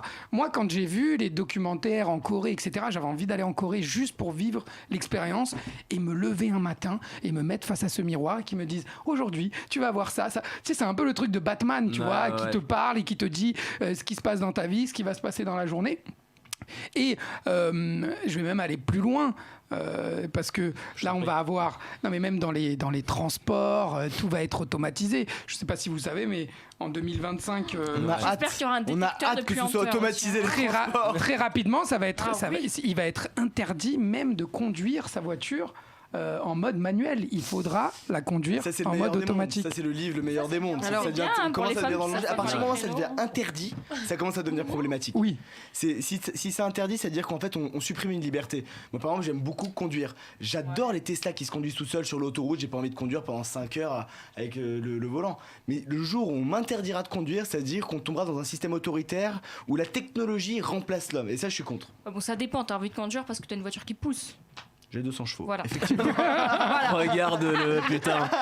Et juste pour terminer, vas-y, avec la technologie aussi, il y a la question de la valeur de l'emploi. Et là, on est toujours dans une société où il faut travailler plus pour gagner plus. Quand les machines remplaceront l'homme, il faut peut-être revoir un peu le travail, quoi. Ouais. Ça a déjà commencé même d'ailleurs. Bah oui. Tu peux faire passer. Alors ça, on va en parler un tout petit peu plus tard. J'admire. Et c'est vrai qu'il est très beau. Ce livre, il est vraiment magnifique. Hein. Moi, quand il est arrivé ici au bureau, ils me l'ont envoyé, ils me l'ont pris en photo. Je lui ai demandé, je lui ai dit, je ne veux pas c'est pas la Bible que je voulais que tu me prennes en photo, c'est le livre de Grishka. Et en vrai, j'ai vu que, mais il est très très beau, très très beau. Grishka, la couverture, c'est le Deus Ex Machina. Oui, mais c'est exactement en fait. Donc c'est Le visage de Dieu, c'est ton dernier livre qui est déjà sorti. Il vient de sortir en fait. Qui vient de sortir cette semaine. Est-ce que tu peux nous dire un petit peu les différents sujets ? Alors moi j'avais adoré, et je pense que tu ne te rappelles pas, mais je vais raconter ma vie 2 secondes. J'avais adoré ton livre sur je crois que c'était Le hasard n'existe pas. C'est la fin du hasard. La fin du hasard. J'avais trouvé, alors moi qui ne lis pas, j'avais trouvé ce livre magnifique, et je t'avais croisé en soirée. Avec ton frère, et je t'avais posé la question à l'époque. Toi aussi? Au VIP Room, C'était il y a longtemps. On fait pas de pub au mauvais club, hein, on se calme. Hein, okay. Je plaisante. Non mais je vous avais posé la question justement, une question qui m'intéressait énormément. À laquelle que je voulais que vous répondiez, et je t'avais demandé est-ce que tu croyais en Dieu ? Et je me rappelle encore de la réponse. Tu m'avais dit que tu croyais au Dieu de la science. Oui. Et je me rappelle même de la personne que tu avais pris en référence, alors que c'était il y a longtemps, c'était il y a au moins 7-8 ans. Tu m'avais dit, je crois, comme Einstein, au Dieu de la science. Oui, absolument. Ce qui était magnifique, et puis c'est un rapport un petit peu avec le dernier livre que tu viens d'écrire. C'est Einstein, puisque tu remets évidemment en mouvement ce souvenir. Einstein a été interrogé en 1936, quand il était à l'université de Princeton, par un enfant qui lui demande « Maître, est-ce que vous croyez en Dieu ?» Einstein répond au bout d'un silence « C'est une question trop profonde pour que je te donne la réponse par oral. Donne-moi ton adresse et je t'enverrai une lettre. » Il lui a envoyé un livre. Il lui a envoyé en fait une lettre 15 jours plus tard. Et l'enfant reçoit cette lettre, et moi je la connais par cœur parce qu'elle est extraordinaire. Il dit ceci: « Mon cher petit, tous ceux qui sont sérieusement impliqués dans la science finiront un jour par comprendre qu'un esprit se manifeste dans les lois de l'univers, un esprit immensément supérieur à celui de l'homme. En 1936. Donc, on a là la démarche profonde du physicien, du mathématicien, du scientifique, qui dit que finalement l'univers n'est pas né par hasard. Tu parlais du hasard tout à l'heure, mais quand on remonte... Est-ce qu'on peut juste rappeler la probabilité, je pense que tu connais le chiffre, que l'univers ait pu se créer seul? Je crois que c'était même pas quantifiable. C'était une chance sur je ne sais combien de milliards. Que la vie existe, en fait. Que la vie existe. Que la vie existe, telle qu'on la connaît. Absolument, oui. Penrose a donné cette probabilité. Oui. Elle est de l'ordre de 10, on va dire, elle est de l'ordre de 10 puissance 1000 puissance 100. Ce qui veut dire, en fait, c'est un chiffre qui est tellement immense. C'est bien plus important que le nombre de particules élémentaires dans l'univers. Le nombre de particules élémentaires dans l'univers est de 10 puissance 123. À côté de ça, moi j'ai toujours pas les bons chiffres du loto. Ouais, exactement. Mais tu sais, quand on sait par exemple que là, on est dans ce studio, si je veux compter jusqu'à 1 milliard, 1 milliard c'est 10 puissance 9. Je veux compter jusqu'à 1 milliard, chacun, on va compter un chiffre par seconde. 1, 2, 3, 4. Combien de temps est-ce qu'on va rester? Il faudra 1 milliard de secondes. Oui, 1 milliard de secondes. Ben, ça fait combien? Ça fait 80 ans. On va rester 80 ans ici. Tu vois, pour 1 milliard. Pour 10 puissance 9. Alors quand on va à 10 puissance 18, c'est 1 milliard, 2 milliards. Donc alors 10 puissance 1000 fois 10 puissance 1100. Voilà, donc on imagine. Moi, ce que je me demande, c'est qui a créé Dieu? Ça sort. Non, mais ça après, ça c'est encore une autre question. Nous on parle juste les parents. On parle juste de ce Dieu entre guillemets. Ce Dieu, est-ce qu'on peut l'appeler le Dieu des mathématiques ou le Dieu de la science? Comment est-ce que vous le nommerez vous? Alors comment est-ce que Einstein le nommait même? Il parlait du Dieu de Spinoza, c'est-à-dire en fait donc de Dieu des philosophes. Mais d'un autre côté, le Dieu des philosophes, le Dieu des mathématiciens, et quelque part le Dieu de la croyance de type Saint-Augustin, par exemple, se touchent au sommet. Parce que c'est la même chose, en fait. C'est une cause qui est transcendante à la réalité, et cette transcendance ne porte pas, évidemment, ni un visage, ni un nom, et simplement, il est masqué. Il est masqué par notre ignorance. Malgré tout, on sait qu'il a une action très concrète. Je veux dire par là que cette cause a une action très concrète. Je donne juste un exemple. Il y a ici de l'eau. Je crois que c'est l'eau qu'on m'a amenée tout à l'heure. Oui. Non, c'est pas ça. Oui, non, c'est pas ça. Mais il y a de l'eau d'ailleurs, je crois. Vous lui ramener un verre d'eau? Voilà, juste en régie. C'est une démonstration. Sinon, je ferai tout le monde. Voilà, Lola, elle a envie de bouger ce soir. Bah, il était là en plus. Magnifique. Vas-y. Voilà. Non, c'est juste pour l'exemple. C'est un verre d'eau. Vas-y. Tu connais bien entendu la formule de l'eau. Vas-y. H2O. Oui, voilà, H2O. Bravo. Non, on peut l'applaudir quand même, franchement. Non, mais venant de moi, il peut applaudir. Il a raison. H2O, c'est donc le mariage. La formule du carbone, s'il te plaît. CO2. Mais non, c'est... La formule du méthane. Tu sais, moi j'ai le numéro de Grishka, au pire je l'appelle. Hein, tu sais. Exactement, tu m'appelles. Donc H2O, c'est-à-dire c'est un mariage de raison entre l'oxygène et l'hydrogène. L'hydrogène, c'est le corps le plus simple de tout l'univers, mais c'est aussi le plus abondant. L'hydrogène, c'est 98% de... D'air. Non, de la masse. De la masse de l'univers. Okay. C'est-à-dire que l'univers... j'apprends on croit, ça, c'est par exemple ici, cette table, etc., ce sont des éléments lourds. Toi aussi, tu es un élément lourd. Très lourd, même. Tu peux le dire. Très lourd. En soirée, surtout. Et en plus, je me suis pas mis torse nu. Voilà, tu l'aurais dit de toi-même, très lourd, si j'avais pas eu de t-shirt. Et encore, tu connais pas Guitou. Hein. Ça, c'est bien vrai. Vas-y, non, si on lui enlève le bonnet... ça va, je perds beaucoup de carré. Non, alors, ce qui se passe, c'est qu'effectivement, cet élément qui est dominant, 98% de la masse de l'univers, on se demande comment il a été créé. En fait, ce qui est magique, quelque part, c'est presque un acte miraculeux, c'est qu'il a été créé, c'est que les noyaux de l'atome d'hydrogène, qui concentrent en fait toute la masse du noyau de l'atome, eh bien, ils ont été créés, ces noyaux, tous les noyaux, dans les 3 premières minutes de vie de l'univers, et plus jamais après. C'est-à-dire que, à l'instant du Big Bang, à l'instant de Planck, la température était très élevée, 10 puissance 32 degrés, c'est-à-dire 100 000 milliards, 2 milliards, 2 milliards. Ouais. Donc, on est à 10 32 puissance 32. Ouais. 32 zéros. Et en 3 minutes à peine, cette température chute de manière dramatique, mais à toute vitesse, en raison de l'expansion, et c'est très rapide, 180 secondes, après, elle passe à 1 milliard de degrés. Et quand on passe la barrière du milliard de degrés, le four cosmique qui a fabriqué des noyaux d'atomes d'hydrogène, mais en profusion, n'est plus assez chaud pour continuer à fabriquer ces noyaux. Et ça s'arrête. Cette nucléosynthèse primordiale, qu'on appelle comme ça en physique, s'achève au bout de la 3e minute. Qu'est-ce que ça veut dire ? Ça veut dire en fait que 98% de la masse de l'univers, c'est-à-dire la quasi-totalité, c'est créé en 3 minutes. C'est créé en 3 minutes. Ouais. Et la deuxième conclusion qu'on doit tirer de ça, c'est que le réglage de ce fameux four cosmique devait être absolument inouï pour arriver comme ça. Thermostat 7. Exactement. Pour arriver à fabriquer 3 minutes après le Big Bang, quasi-totalité de la masse. Ouais. Tu vois ? Voilà. Donc, Grishka... est-ce que le hasard intervient là ? Mais évidemment pas. Ouais. Évidemment. Et c'est là où Einstein disait Dieu ne joue pas au dé. C'est exactement ça.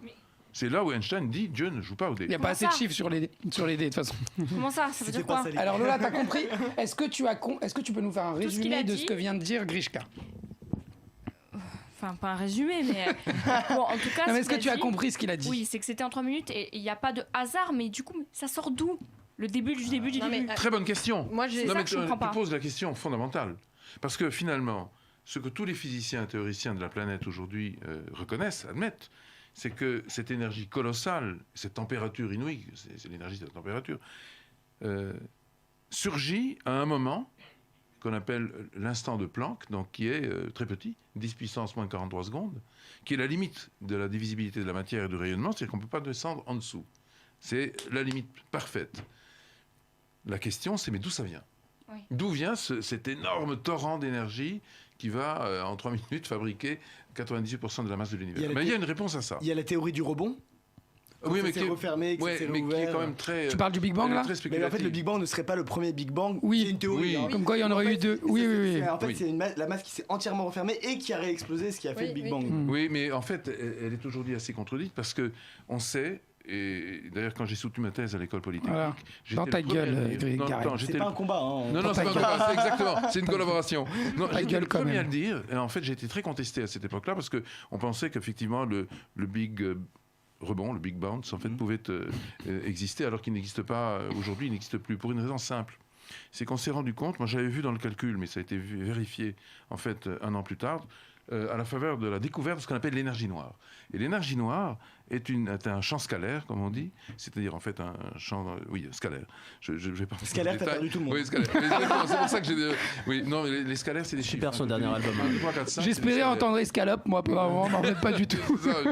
C'est la différence entre les vecteurs et les scalaires, parce que les vecteurs c'est fléché, alors que les scalaires ça l'est pas. Bon, donc je reviens en arrière. Et on arrive à comprendre que l'univers est accéléré par ce champ scalaire qu'on appelle l'énergie noire. C'est-à-dire que l'expansion n'est pas uniforme, comme on le croyait jusqu'en l'an 2000, hein, mais au contraire, elle est accélérée. Alors ça veut dire qu'en fait, il ne reviendra plus jamais en arrière. Jamais. Même si on arriverait à une extension infinie. Non, c'est impossible. Pour des raisons qui sont purement, on va dire, gravitationnelles. La force de gravitation est supplantée aujourd'hui par la force d'accélération de l'univers. C'est-à-dire que depuis tout à l'heure, là, l'accélération, elle a cessé. Par exemple, l'univers a grandi, mais de manière phénoménale, mais il grandit de plus en plus vite, de manière exponentielle. Donc, il n'y a pas de retour en arrière. C'est pas possible. Même par des trous noirs. Mais qui sont pas évaluables. Non, mais de toute façon, tu vas arrêter de... T'es journaliste scientifique, toi ? Qu'est-ce qui se passe ce soir ? Non, c'est le gars, il est à fond dedans. Il est très bon. Ah oui, mais il est très bon. Mais la réponse, c'est quoi, en fait ? C'est surtout qu'il te... La réponse, je vais te la donner. C'est surtout qu'il te kiffe, Grishka, et qu'il voulait avoir une discussion avec toi, donc il a travaillé comme un mongol. Sinon, il est plus fort. Habituellement, il est plus. Habituellement, il est meilleur pour parler des Arabes que des trous noirs dans l'espace. Allez, vas-y. Alors, je veux bien la réponse pour Lola, pour qu'elle puisse comprendre. Alors, ça va être un défi. D'où vient l'énergie ? C'est ça ? D'où vient le début ? D'où vient le monde ? D'où vient l'énergie, c'est la matière. D'où venons-nous ? Pourquoi l'existence a existé ? Même s'il y a Dieu, même s'il y a pourquoi, qui, quoi ? Pourquoi l'existence ? Je comprends plus rien à la vie. C'est très belle. J'ai quelque chose à vous dire. Elle est très brute. Il faut que je dise quelque chose. Je regarde un documentaire qui s'appelle Alien Theory. Encore ce documentaire ? Oui, comme quoi. C'est la meilleure pub. C'est donc les anciens astronautes qui ont cette théorie. Elle a un code promo à nous faire parvenir à la fin de. Tous ces sites qui ont été créés dans le monde, ce serait pas humain. Oui. Bon, ça remet. Il y a plein de questions qui se posent et tout. Et moi, je me demande, parce que ça parle même de Dieu, etc., le commencement du qu'est-ce qui... Voilà, j'attends votre réponse justement. Je veux vraiment savoir genre qui a décidé de lancer ce Big Bang, quoi. Ouais, voilà, c'est ça. Tu sais que la naissance du monde, entre guillemets, enfin, on est à peu près tous d'accord pour dire que ça vient d'une explosion, du Big Bang. Ah, mais on est tous... Mais non, mais absolument, on est tous d'accord. Azelma qui n'est pas d'accord. Juste petit... Bon, après, c'est ton côté anarchique, Azelma, tu veux pas accepter même le Big Bang anarchiste. Non, mais depuis que je suis petite, je suis intimement convaincue, je n'ai aucune preuve, mais j'entends quelques astrophysiciens qui le disent aussi, qu'il n'y a ni début ni fin, mais c'est très compliqué pour le cerveau humain de se dire ça, parce qu'il nous faut des repères. Et donc on a créé des repères de temps, d'espace et de religion. Désolé, je suis athée, et c'est pour brusquer personne, mais c'est mon opinion. Tu penses qu'avant les dinosaures, en gros, il y avait déjà quelque chose, la Terre existait déjà, l'univers aussi. Pour moi, c'est trop complexe pour le cerveau humain. Et donc je pense qu'avant le Big Bang, il y avait autre chose, et encore avant. C'est une bonne question, ça. Est-ce qu'on peut dater concrètement? Ce que vient de dire Azelma est intéressant parce que ça nous oblige à regarder en deçà de ce qu'on appelle le mur de Planck. Le mur de Planck, c'est le déploiement de la réalité. Planck, c'est une personne, hein, c'est ça, un Planck. Planck, c'est une personne qui a donné son nom à la constante de Planck, qui elle-même, qui est l'unité la plus petite d'énergie, qui elle-même, effectivement, émigre vers... Comme toi, un jour, qui donnera ton nom pour une loi contre l'immigration, par exemple. C'est à peu près ça. Le mur Garenne. Le mur Garenne, exactement. L'avion Garenne, pour le retour. Le lapin. Garenne Airways. Allez, on se recommence. C'est une distance très petite, l'échelle de Planck. Hein. C'est 10 puissance moins 33 cm. Et c'est aussi donc, un temps très petit. C'est 10 puissance moins 43. C'est en dessous de l'atome et tout. Hein. Oui, c'est bon. C'est 1 milliard de fois plus petit que le noyau d'atome d'hydrogène dont j'ai parlé tout à l'heure. Donc, qui est 1 milliard de fois plus grand.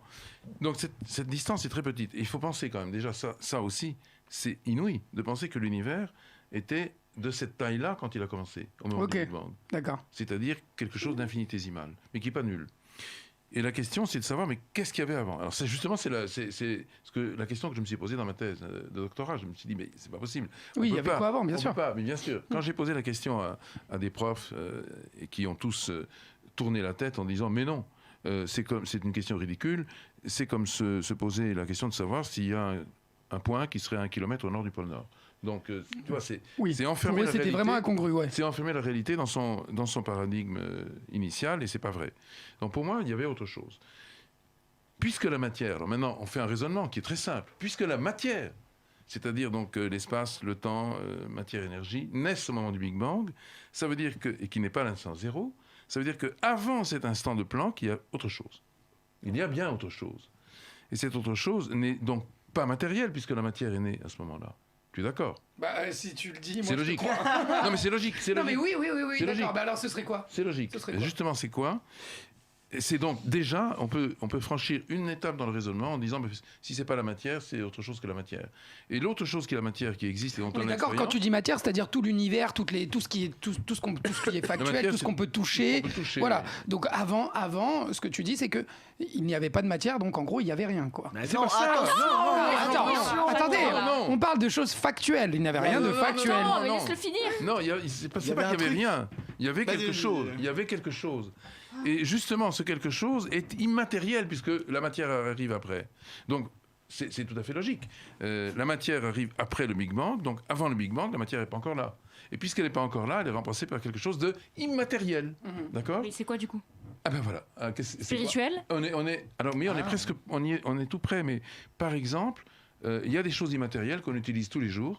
Et qui ne sont pas matériels, mais qui font notre vie quotidienne. Comme les réseaux de connexion, les ondes. Non, les ondes, c'est matériel. C'est matériel aussi. C'est matériel, les ondes. Oui, elles sont créées par de la matière, bien sûr. E égale mc carré, donc c'est l'énergie et la matière, c'est la même chose.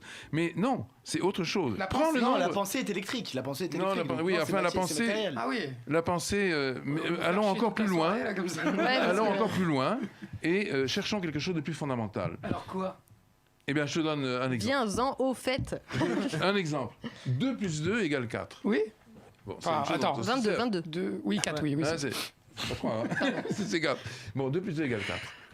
C'est quoi? C'est une réalité. Ouais. Mais tu ne peux pas la toucher. C'est immatériel, d'accord? C'est ce qu'on appelle une information. Ok.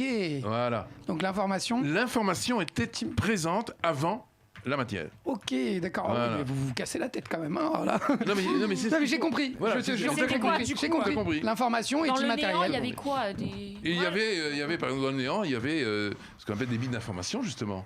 Il y avait un état numérique de l'espace-temps avant l'état physique. Avant qu'on le déploie. Comme un programme. Voilà. Bah, écoute, on était tous précédés d'une Comme un information. ordinateur géant, quoi. C'est comme un ordinateur géant. Voilà, on est précédés, nous, tous, chacun d'entre nous. Mais immatériel. De ce qu'on appelle une. Oui, immatériel, mais regarde. Le code génétique, attention. le code génétique, il a un support, mais il est immatériel. Ce sont justement des instructions. Oui. Et on est tous programmés par ces instructions. C'est un programme qui précède la naissance du corps physique. De la même façon, il existe un programme qui précède la naissance de l'univers physique. Tu vois, ça ne contredit pas ta vision. Tu vois. On peut appeler ça Dieu. Oui, on ne sait pas d'où il vient, le programme, c'est tout. En fait... Mais il est là, le programme est là, c'est sûr et certain. Par exemple, le nombre pi, qui est à l'infini, 3, 14, 15, il y a une infinité décimale, il fait partie du programme, tu vois, par exemple. Moi, j'aime l'idée aussi que l'homme puisse accepter le mystère. Alors, bien sûr, quand on est scientifique, on a envie de savoir, je comprends. Mais j'aime aussi l'idée... Alors, on va pas... on relancera pas un débat. Alors là, les gars, il reste 15 minutes d'émission, on n'a rien fait. Il y a 4 personnes qui ont continué de regarder. J'aimerais qu'on avance et justement qu'on fasse ce petit voyage temporel par rapport aux différents changements qui vont arriver dans les futures années.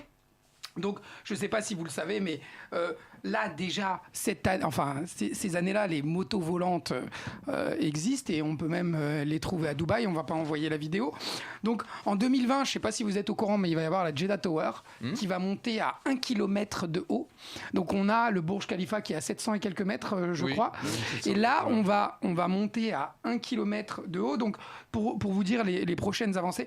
Et j'aimerais qu'on parle. Bilal, s'il te plaît, tu peux me préparer la vidéo et l'envoyer, celle de l'hôtel dans l'espace. Donc, juste pour que vous sachiez, on va avoir un hôtel, bientôt, en 2022. Pas bientôt, non. En 2022, pas en 2022. c'est les prévisions. Il y a déjà des gens qui ont été. Ouais, Bilal, envoie la vidéo. Ta place, hein, envoie la vidéo, s'il te plaît, de l'hôtel dans l'espace. On regarde et ensuite on en parle. L'entreprise californienne Orionspan veut construire le premier hôtel de luxe dans l'espace. À partir de 2022, des touristes seront accueillis dans la station Aurora, une station de 13 mètres de long et 4 mètres de large qui sera placée en orbite à 320 km de la Terre. L'hôtel accueillera 4 clients à la fois, accompagnés de 2 membres d'équipage. Pour 12 jours dans l'espace, il faudra débourser 9,5 millions de dollars, mais c'est quand même moins que les 20 à 40 millions déboursés par les 7 touristes privés accueillis par la Station spatiale internationale jusqu'à maintenant. Si tout va bien, Orionspan va construire des annexes à cet hôtel et pourrait en vendre une partie s'il en fera les premiers condos de l'espace. Merci beaucoup, Bilal. Donc, en 2022, oui, je reviens... Je rejoins ce que tu viens de dire, Garen, quand tu dis que tu n'y crois pas. À la base, c'était annoncé pour 2020. Moi non plus, maintenant, 2020. C'est 2022. Tu peux monter 2030, 2035. Mais comme ils ont dit, donc ce sera 10 millions pour être 12 jours dans l'espace, s'ils le font. Et donc ce satellite fera le tour de la Terre en 1 heure, je crois, ou un petit peu moins même, et où les gens pourront assister à peu près à 300 levées et couchers de soleil par jour dans l'espace. Oui, bien sûr. Oui. Bien sûr. Laisse tomber. Là, c'est trop pointu pour toi, Garen. Laisse-nous discuter, Grishka et moi. Là, tu veux plus comprendre.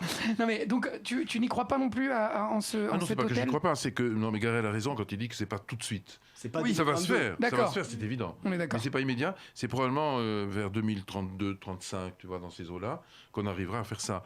D'abord parce que ça coûte très cher, premièrement, et puis deuxièmement parce que les technologies qu'il faut déployer sont difficiles. Ce satellite a déjà accueilli des touristes, entre guillemets, qui ont déboursé, je ne sais plus combien, mais je crois 10 ou 15 millions d'euros chacun. Mais non, c'est la station spatiale. C'était la station spatiale. C'est l'ISS. Mais l'ISS, c'est vraiment...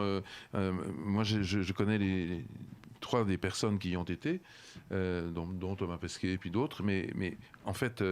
Mais il y a des touristes aussi. Il y a des touristes. Il y a des gens très confinés. Il y a des gens qui ne sont pas astronautes qui ont pu accéder en payant très cher. Je crois qu'ils sont 4 ou 5. Avec un entraînement de 6 mois quand même. Et ils n'y vont pas comme ça. C'est pas tu prends l'avion pour aller à New York. Non, c'est très difficile. Donc je ne sais pas si vous le savez, mais en 2023, alors, même si ça n'a rien à voir avec la technologie, Disney va perdre ses droits d'auteur sur certains de ses dessins animés, parce que ça fera plus de 100 ans. Donc, alors après, tout le monde dit que ça va très vite être acheté par Disney eux-mêmes, hein, de toute façon. Alors en 2024... Tu peux pas racheter des droits d'auteur qui sont tombés dans le domaine public. Hein. D'accord. Toi, tu veux faire des débats avec tout ce que je vais dire, en fait. J'aime la réalité. En 2024, l'entreprise SpaceX enverra sa première fusée vers Mars avec des matériaux en préparation de la fusée de 2026 qui, elle, sera habitée. Donc, selon les prévisions... En 2026, l'être humain, en tout cas, ira vers Mars. J'ai une question. Non plus, les prévisions, tu penses que ce sera plus tard? Non, parce qu'elles sont forcément optimistes, mais ce sera plus tard. D'accord. 2026, c'est radicalement impossible. D'accord. Mais dans... On n'a pas les technologies. Oui, 2036. Et on nous dit qu'elle partira en 2026 et que la fusée arrivera en 2027. Donc, c'est un peu comme le RERB, quoi. Ça arrivera. C'est très bien. Tu penses que c'est pas possible pour tout de suite, toi? Non, c'est-à-dire que... Il y a plusieurs problèmes à résoudre, dont le problème de l'acheminement de l'énergie, qui n'est pas encore résolu, et vraisemblablement, ce sera résolu en 2032-35.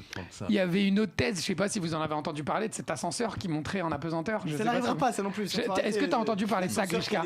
Mais bien sûr. Alors, ça, bien sûr que ça a vite été, entre guillemets, démoli, parce que tout simplement, s'il y a un accident sur cet ascenseur, c'est une angoisse. Les lois de la physique, en fait, tout simplement. Tu peux pas mettre un ascenseur sur la Lune ou quoi que ce soit. Dita, qu'est-ce que tu penses d'un ascenseur? C'est-à-dire un ascenseur qui partirait de la place de Châtelet et qui monterait directement et tu pourrais voler. C'est un vrai projet, en tout cas. Hein. Mais non, mais ça c'est un truc pour les gogos et les investisseurs qui mettent du pognon, après ils le crament et il n'y a plus rien. Mais en fait il y a des trucs qui s'appellent les lois de la physique et les lois de la thermodynamique. Sauf si on arrive à avoir une technologie. Alors par contre, en 2024, il y a les ruptures technologiques, mais ça change toujours. En 2024, on prévoit de construire de faire des prothèses qui seront sensorielles, c'est-à-dire que des prothèses pour des gens qui seront amputés, etc. 2024 ? En 2024. Ça me paraît un peu tôt, mais oui, ce sera relié au système nerveux, ça sera possible, bien sûr. Même alors ça, en revanche, oui, parce que j'ai vu fonctionner. Oui, moi aussi. J'ai vu fonctionner ça. À l'état, bien entendu, expérimental. Exactement. Ouais. Mais quelqu'un qui a été amputé du bras, on a regardé exactement la calligraphie du système nerveux, etc. On a bien dupliqué tous les emplacements. Et ensuite, on a simplement greffé le membre artificiel sur la partie amputée. Et donc, ça fonctionne. Au bout de quelques heures à peine, il est capable... Il ressent, puis il peut prendre n'importe quel objet, etc. Alors, sans difficulté. Richard, c'est relié au cerveau. Oui, c'est relié. C'est relié. Oui, c'est relié. C'est relié à ma rhum. Allez, 2025, la Norvège, normalement, prévoit d'interdire justement... les voitures qui ne seront pas électriques, enfin qui fonctionneront avec... Ils ont raison, ça pollue trop. Avec 2025... je ne sais pas si vous êtes au courant, mais oui, ça pollue bien. Dans la même année, donc ça va vous intéresser, l'armée américaine va utiliser l'électricité pour stimuler le cerveau des soldats, améliorer leur capacité d'attention et améliorer leur temps de réaction. Avec ces trucs-là qu'il avait fait aux soldats. Ah non, ça par contre, c'est vrai, c'est déjà à l'état de... Je ne sais pas si tu en as entendu parler, mais il va y avoir des capteurs... Enfin, l'électricité, ce sont des flots électromagnétiques. Donc, qui correspondent à des... On est d'accord que c'est possible, ça. C'est possible. Ah oui, c'est possible. Et bien sûr, puisque l'électricité correspond, d'une manière générale, à des phénomènes électriques qui eux-mêmes se produisent dans le cerveau. Donc la Sagrada Familia aussi, que vous connaissez tous de Barcelone. Elle sera enfin construite. Qui sera construite, exactement, alors qu'il prévoit d'être finie en 2026. Elle a été 100 ans qu'elle est en 143, depuis 1883. Alors c'est un petit peu comme ce dont tu parlais par rapport aux pyramides, etc. Toutes les pierres, enfin tous les éléments qui sont utilisés pour la Sagrada Familia sont faits... des aliens. Non, c'est artisanal. C'est artisanal et Ça n'a rien à voir, alors. chaque pierre a un travail qui va lui être particulier. Aussi en 2026, les chirurgiens auront des lunettes infrarouges qui leur permettront de voir des tumeurs qui seront minuscules. C'est bien, hein. Et on commence à rentrer dans l'ère qui est L'homme augmenté. Non, l'humanité augmentée, exactement. Oui. Donc on nous parle souvent de ce mi-homme, mi-robot. Bilal, est-ce que tu peux m'envoyer justement cette vidéo sur l'humain augmenté? Si tu l'as, tu peux l'envoyer, vas-y quand tu veux. On va regarder ce que ça donne en vidéo. Tu l'as, Bilal?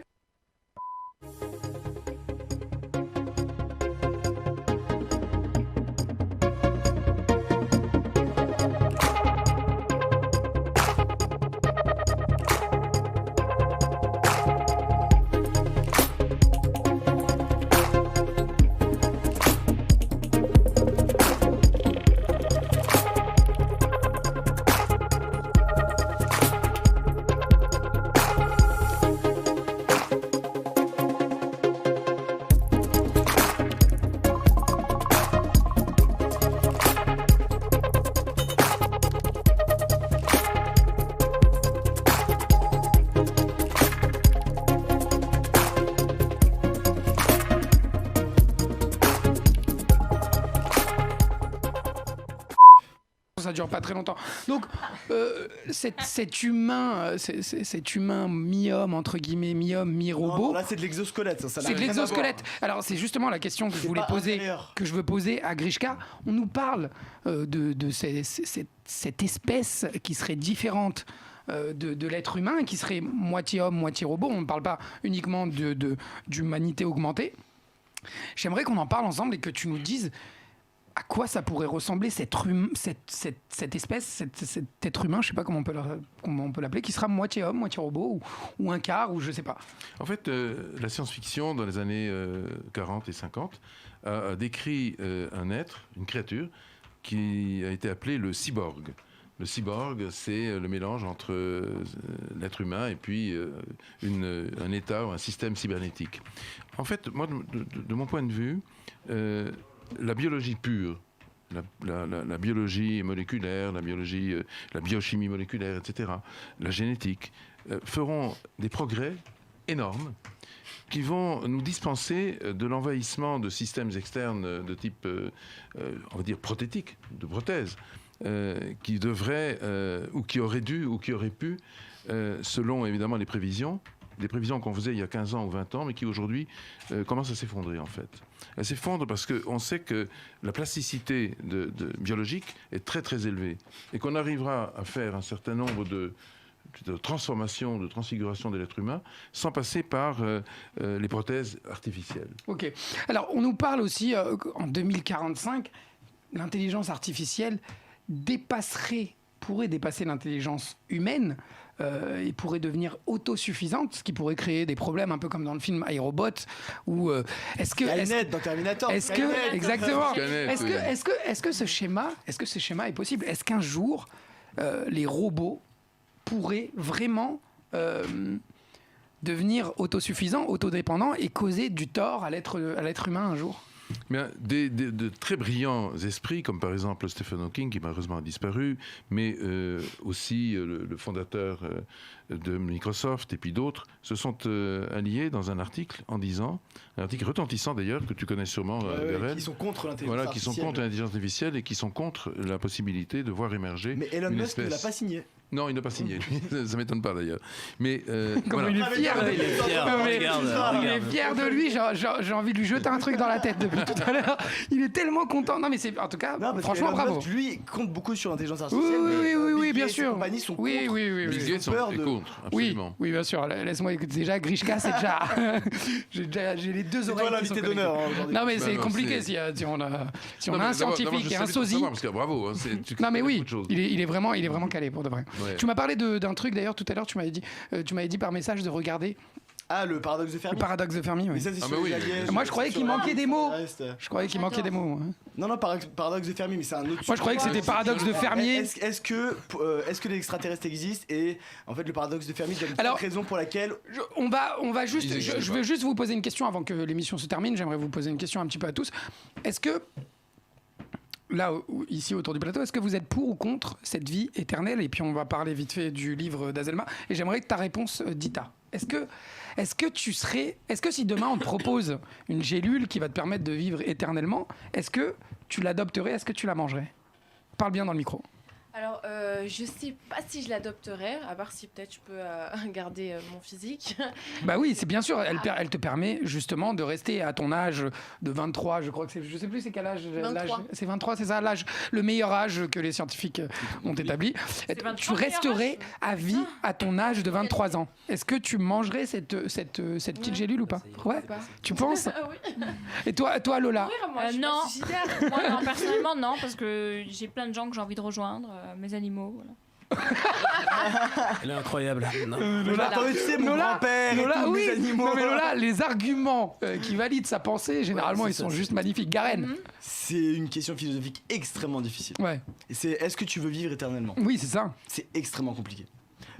En tant que matérialiste, entre guillemets, je serais plutôt pour, mais la vie éternelle, c'est très complexe. Hein. Tu peux plus aimer. Regarde les vampires et tout, ils en peuvent plus dans les séries. Non, mais Azelma, j'aimerais ta réponse. Et puis en plus de ça, toi, c'était vraiment le sujet de ton dernier livre. J'aimerais vraiment savoir qu'est-ce que tu penses justement de cette. Est-ce que tu aimerais vivre éternellement? Non, pas du tout. En fait, j'ai écrit ce livre parce que j'avais peur de la mort comme beaucoup de gens. Et en fait, en écrivant ça, ça a répondu à certaines de mes questions. Et pour moi, l'éphémérité de la vie, en fait, c'est ce qui fait sa beauté. Et je pense que laisser aussi la main aux autres, aux suivants, aux générations d'après, c'est être un peu plus altruiste. Et je pense qu'on manque d'altruisme dans cette société. Et quand on parle justement des hôtels dans les espaces, des conquêtes sur Mars, etc., je pense qu'on ferait mieux de s'occuper de ce qui se passe sur notre planète et de penser à nos enfants.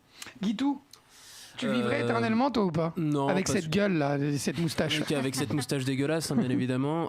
Non, tout simplement parce que Garen.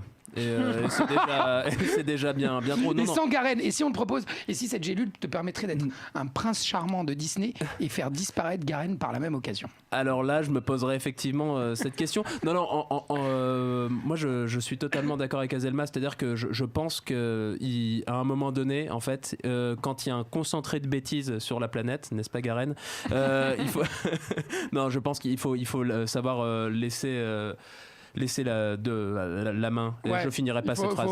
Faut que ça enchaîne. Il faut que ça enchaîne. Avec toi, faut qu'on enchaîne. Voilà, faut qu'on enchaîne sur Grishka.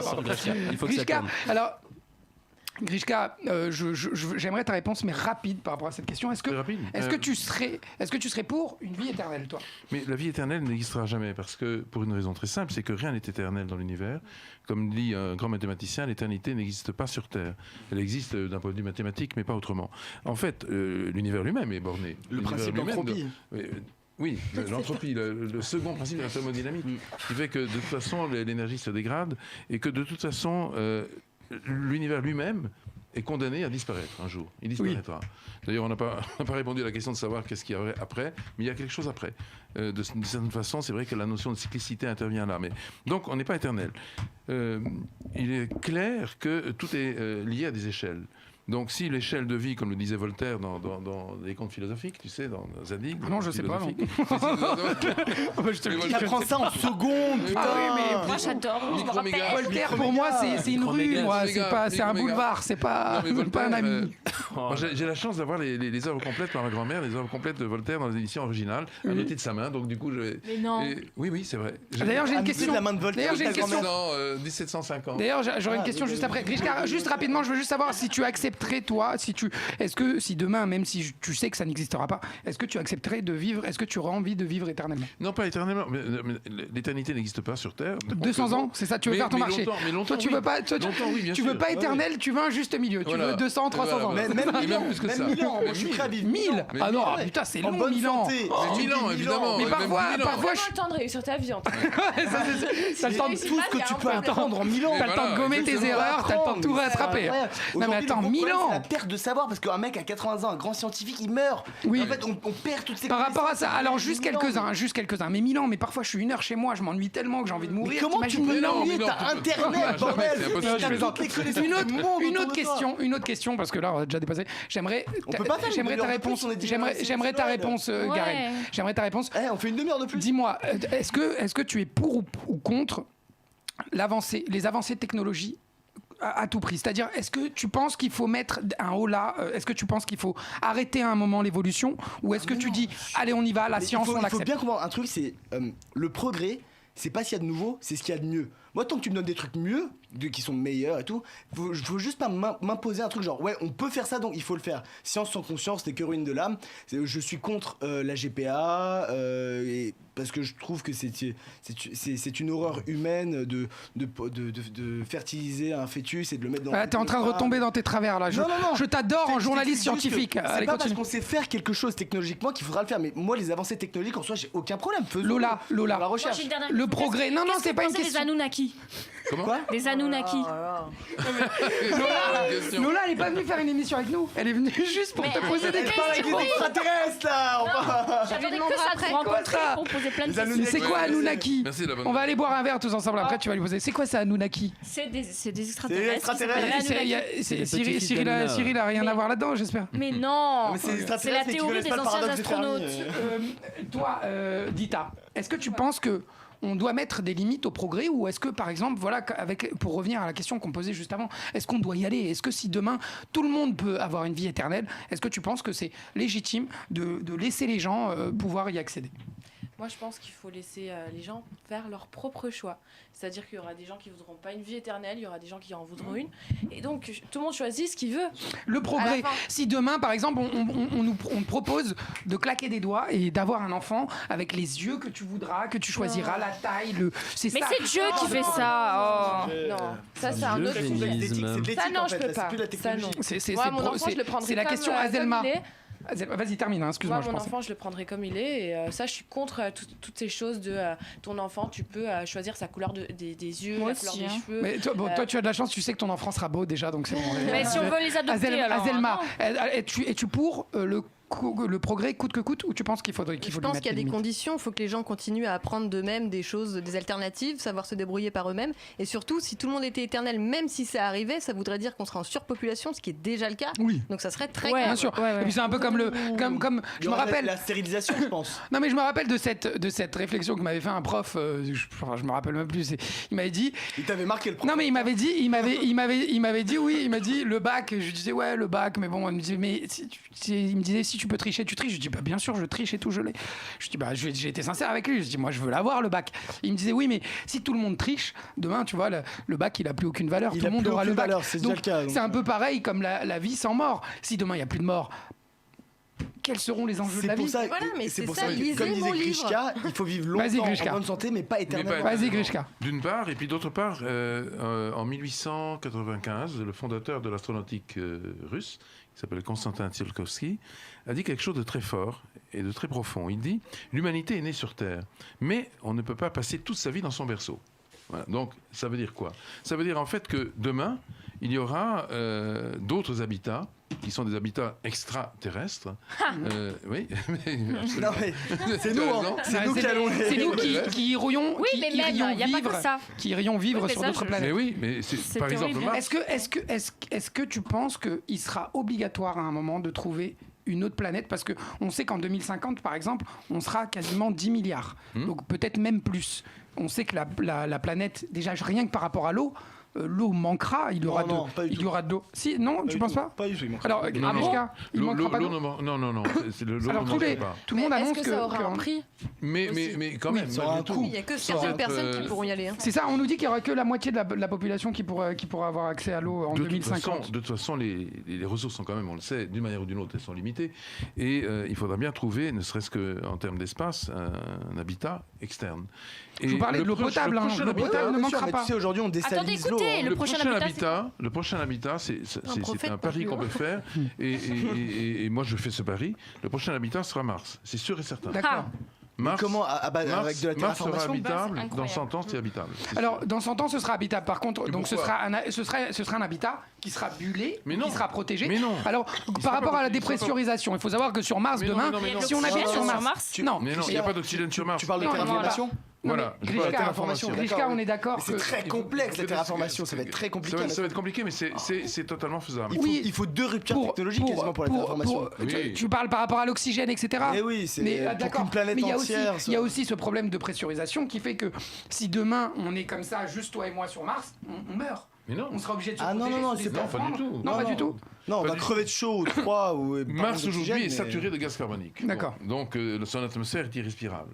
Maintenant, si par exemple, comme j'ai développé... On pourra sortir sans scaphandre sur Mars, sans être protégé. Envoyons des ogives avec des algues bleues sur Mars, dans l'atmosphère martienne. Ils vont digérer le gaz carbonique et ils vont recracher de l'oxygène. D'accord, ok. Donc, on fabrique de l'oxygène. Ok, très bien. À partir du moment où ça crée un effet. Donc tu veux créer aussi la dépressurisation. Tu veux faire, il y aura des éléments. Il n'y a pas de problème de pression sur Mars. Il n'y a pas de pression là-bas sur Mars. Ok. Mars est une planète plus petite que la Terre, mais enfin bon, on y est plus léger, c'est tout. Il n'y a pas de problème. Tu fais la moitié de ton pas. Voilà, à peu près la moitié de ton pas. Il n'y a pas de gravité. Il y a moins de gravité. C'est génial ça. Mais donc, oui, c'est génial. Et donc, il y aura effectivement une atmosphère. L'atmosphère va créer un effet de serre. Il fera chaud sur Mars. Donc il faut créer cette atmosphère. Disons qu'à l'équateur, il fera à peu près 17-18 degrés. Donc on pourra très bien vivre là-bas. Il y aura des océans et on sait qu'il y a déjà des lacs aujourd'hui. Oui, on a trouvé de la glace. Ce qui va commencer à pleuvoir, oui, exactement. Sous forme d'eau. D'eau H2O, absolument. Donc tout ça nous permettra de vivre là-bas. J'ai entendu parler de lacs de gaz. Ah non, si par exemple, c'est différent. Tu as entendu parler de Michel Rocard. Oui. Michel Rocard, Exactement. homme politique. Son fils, François Rocard, est on va dire, un marsologue. C'est-à-dire qu'en fait, il est spécialisé dans l'étude de la planète rouge. J'ai eu ce dialogue avec lui, je l'avais invité sur France 2 quand j'ai fait une émission avec lui, et il était très sérieux, c'était pourtant il y a 9 ans. Très sérieusement, il me dit je suis en train de regarder le programme de terraformation de Mars avec des collègues de la NASA, et avant 2080, on sera capable de terraformer. Ça prendra du temps. Okay. Comme tu dis, c'est complexe. Ça prendra du temps. Mais donc, de vivre librement, terraformer, c'est-à-dire de faire en sorte que les conditions de vie sur la Terre soient les mêmes à peu près sur Mars et qu'on puisse vivre sans avoir une bulle autour de nous. Mais on est d'accord sur le fait qu'aujourd'hui, alors je ne sais pas si c'est la pressurisation ou autre chose, mais si on va sur Mars sans scaphandre, on meurt. Si on sort... c'est pas une question de pression, c'est juste qu'il n'y a pas d'oxygène. Parce qu'il n'y a pas d'oxygène. Il y a du soufre. Il n'y a pas un problème de compression. Non, ça n'a rien à voir avec ça. Non, c'est pas ça. Quand tu vas sous l'eau, ça n'a rien à voir. Est-ce que c'est le même principe que sur la Terre au niveau du Soleil et de la Lune ou pas? Alors l'année fait pas le même nombre de jours. Alors on va, pas pareil, on est très proche. Il y a Maxime Guény qui doit prendre l'antenne juste après. On va être obligé de rendre l'antenne. On va être obligé de rendre l'antenne. Mais avant de rendre l'antenne, on va être obligé d'écouter Guitou qui va essayer de nous faire rire pendant une minute ou deux. Allez, vas-y Guitou, je te laisse et puis après on sera obligé de lâcher. Et j'espère qu'on la refera bientôt. Vas-y Guitou, vas-y mon cher. Tu vas t'en faire Terre Garenne, bordel. Voilà, c'est tout ce que j'avais envie de dire. Là, accrochez-vous, ça va bousculer. Bon, avant de commencer, j'ai juste envie de rebondir sur un truc. On nous parle de lunettes infrarouges pour les chirurgiens. Commencez par augmenter les personnels soignants. Je vous embrasse. Alors, cette émission, c'est une partie de loup-garou en fait. Plus elle avance, moins je connais de gens. C'est terrible. Est-ce que vous êtes chaud? Ouais, super, on s'en branle. Normalement, je devais faire ce papier au début, mais bon. Bon, prêt à rigoler aujourd'hui? Bon, ça n'a aucun intérêt. Alors, tu le vois comment l'avenir des musulmans, Garen? Je suis certain que le mec serait capable de me dire au rythme où ils se font sauter, dans 10-15 ans, il n'y en aura plus. Espèce de peintre qui dit ça. Je suis certain que si tu fouilles le Messenger de Garen, le gars prend 120 ans de prison. Ah bah à ce rythme-là, il aura vraiment des raisons d'être raciste. Bon, les gars, au pire, on fait comme Camille, on se tape une belle barre. Et au pire, on fait comme Garen. Il n'y a pas de chute, c'est juste que ça sonne bien. Pierre et Garen dans la même phrase. C'est assez complémentaire, je trouve. C'est comme Général Dupomo dans la 8e à Longchamp, ça sonne bien. Bon, non, on va se marrer aujourd'hui, on va se marrer. Grishka, c'est génial. Moi, je suis génial. C'est génial. On se marre. Au pire, j'ai toujours un peu de collagène dans ma trousse de secours. S'il y a une pommette qui se désolidarise du reste de la structure, je dois même avoir les plans de la maquette quelque part aussi. Vous en faites pas. Vous êtes entre deux bonnes mains, non, Grishka. C'est génial. Moi, je suis fan. Sérieux. Je vous cache pas que la première fois que j'ai regardé Temps X, c'est parce que le titre me faisait penser à un boulard. C'est quelle déception à l'arrivée. Je plaisante. Je plaisante, bien entendu. Je me rends compte que faire des vannes sur vous, vous êtes tellement simple. C'est de plus en plus compliqué, parce qu'on n'a pas envie d'être méchant avec vous. De toute façon, écrire des sketchs en ce moment, c'est de plus en plus dur, comme ma bite. Tu l'as pas volé celle-là. Alors, non, ce que je veux dire, c'est qu'on peut plus se moquer de personne. Fini les blagues sur les homos, sur les noirs, sur les gonzesses. Il nous reste quoi? Les blancs. Ah, bah oui, effectivement. Mais j'ai tellement plus de texte en stock, mais il va la fermer. J'ai tellement plus de texte en stock, j'ai envie de parler de mes stores à la mêle. Voilà. Et puis on peut plus plagier aujourd'hui. C'est con qu'on trinque pour une minorité à cause du plagiat. Écrire un truc marrant aujourd'hui, ça revient à finir un Sudoku force 4. C'est impossible. Je sais pas quoi faire. Je sais pas. Toi, tu y arrives. Toi, tu y arrives. Mais je sais pas ce qui me manque, le talent sans doute. Voilà, c'est ça. Et alors, je voudrais finir sur un truc qui nous est tous arrivé, enfin moi qui m'est arrivé, comme beaucoup de franciliens. Je me suis fait larguer il y a 15 jours. Moi, c'est la ligne 13. C'est vrai que tout n'était pas rose depuis nos débuts, mais c'est elle au moins, elle était fiable. C'était la seule dans laquelle je pouvais rentrer de jour comme de nuit. Même si t'étais toujours bondé, j'étais pas jaloux. Et du coup, ça n'a échappé à personne. Donc c'est la grève et j'ai essayé d'expliquer à mon neveu un peu ce que c'était. Alors du coup, il y a pas beaucoup de trains. Et du coup, les gens sont pas contents parce que les rames sont blindées. Et du coup, les gens sont en retard au travail.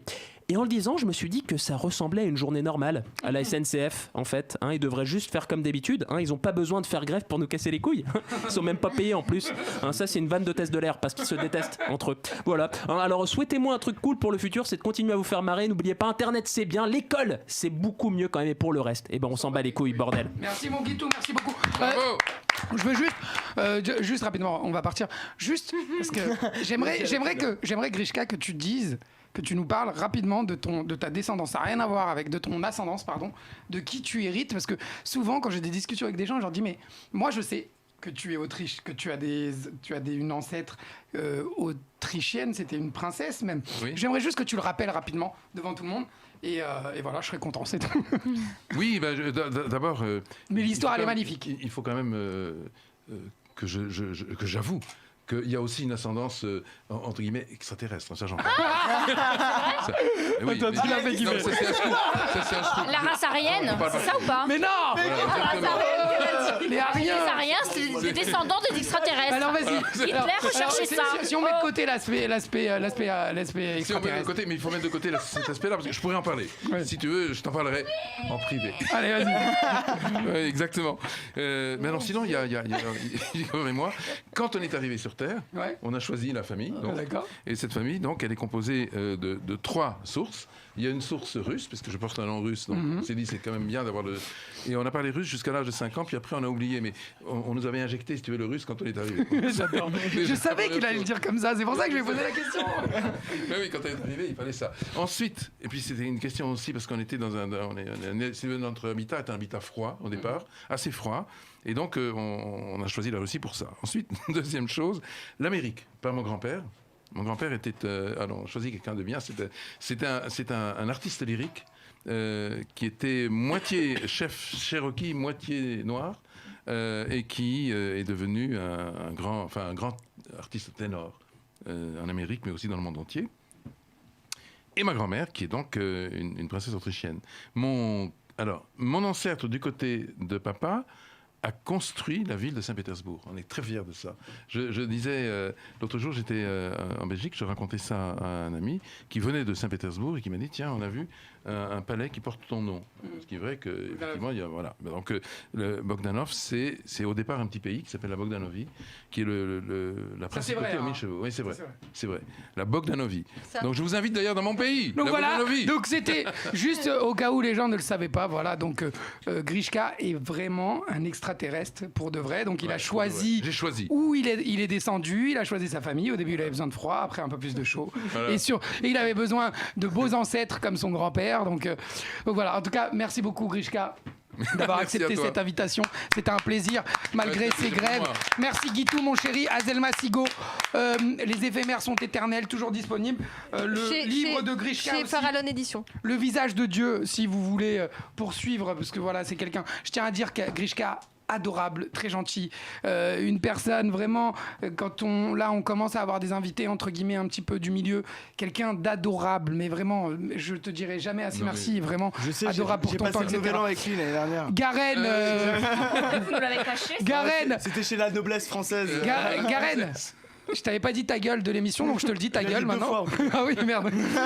Garen, notre consultant politique, mais tu sais que je t'adore dans ce rôle-là. Hein. Quand on parle pas politique, quand on parle pas d'immigration, je te promets que on pourrait presque devenir amis. Tu le réinvites à chaque fois. Candy Lola, merci beaucoup. Candy Lola, on le rappelle rapidement, sa profession, c'est d'avoir un compte Instagram. Hein, donc je suis modèle, fait des clips. Elle fait des clips, voilà. Allez la suivre. J'en ai vu un. Sur Paris. Au moins. Dita, merci beaucoup. J'espère que tu as passé un bon moment.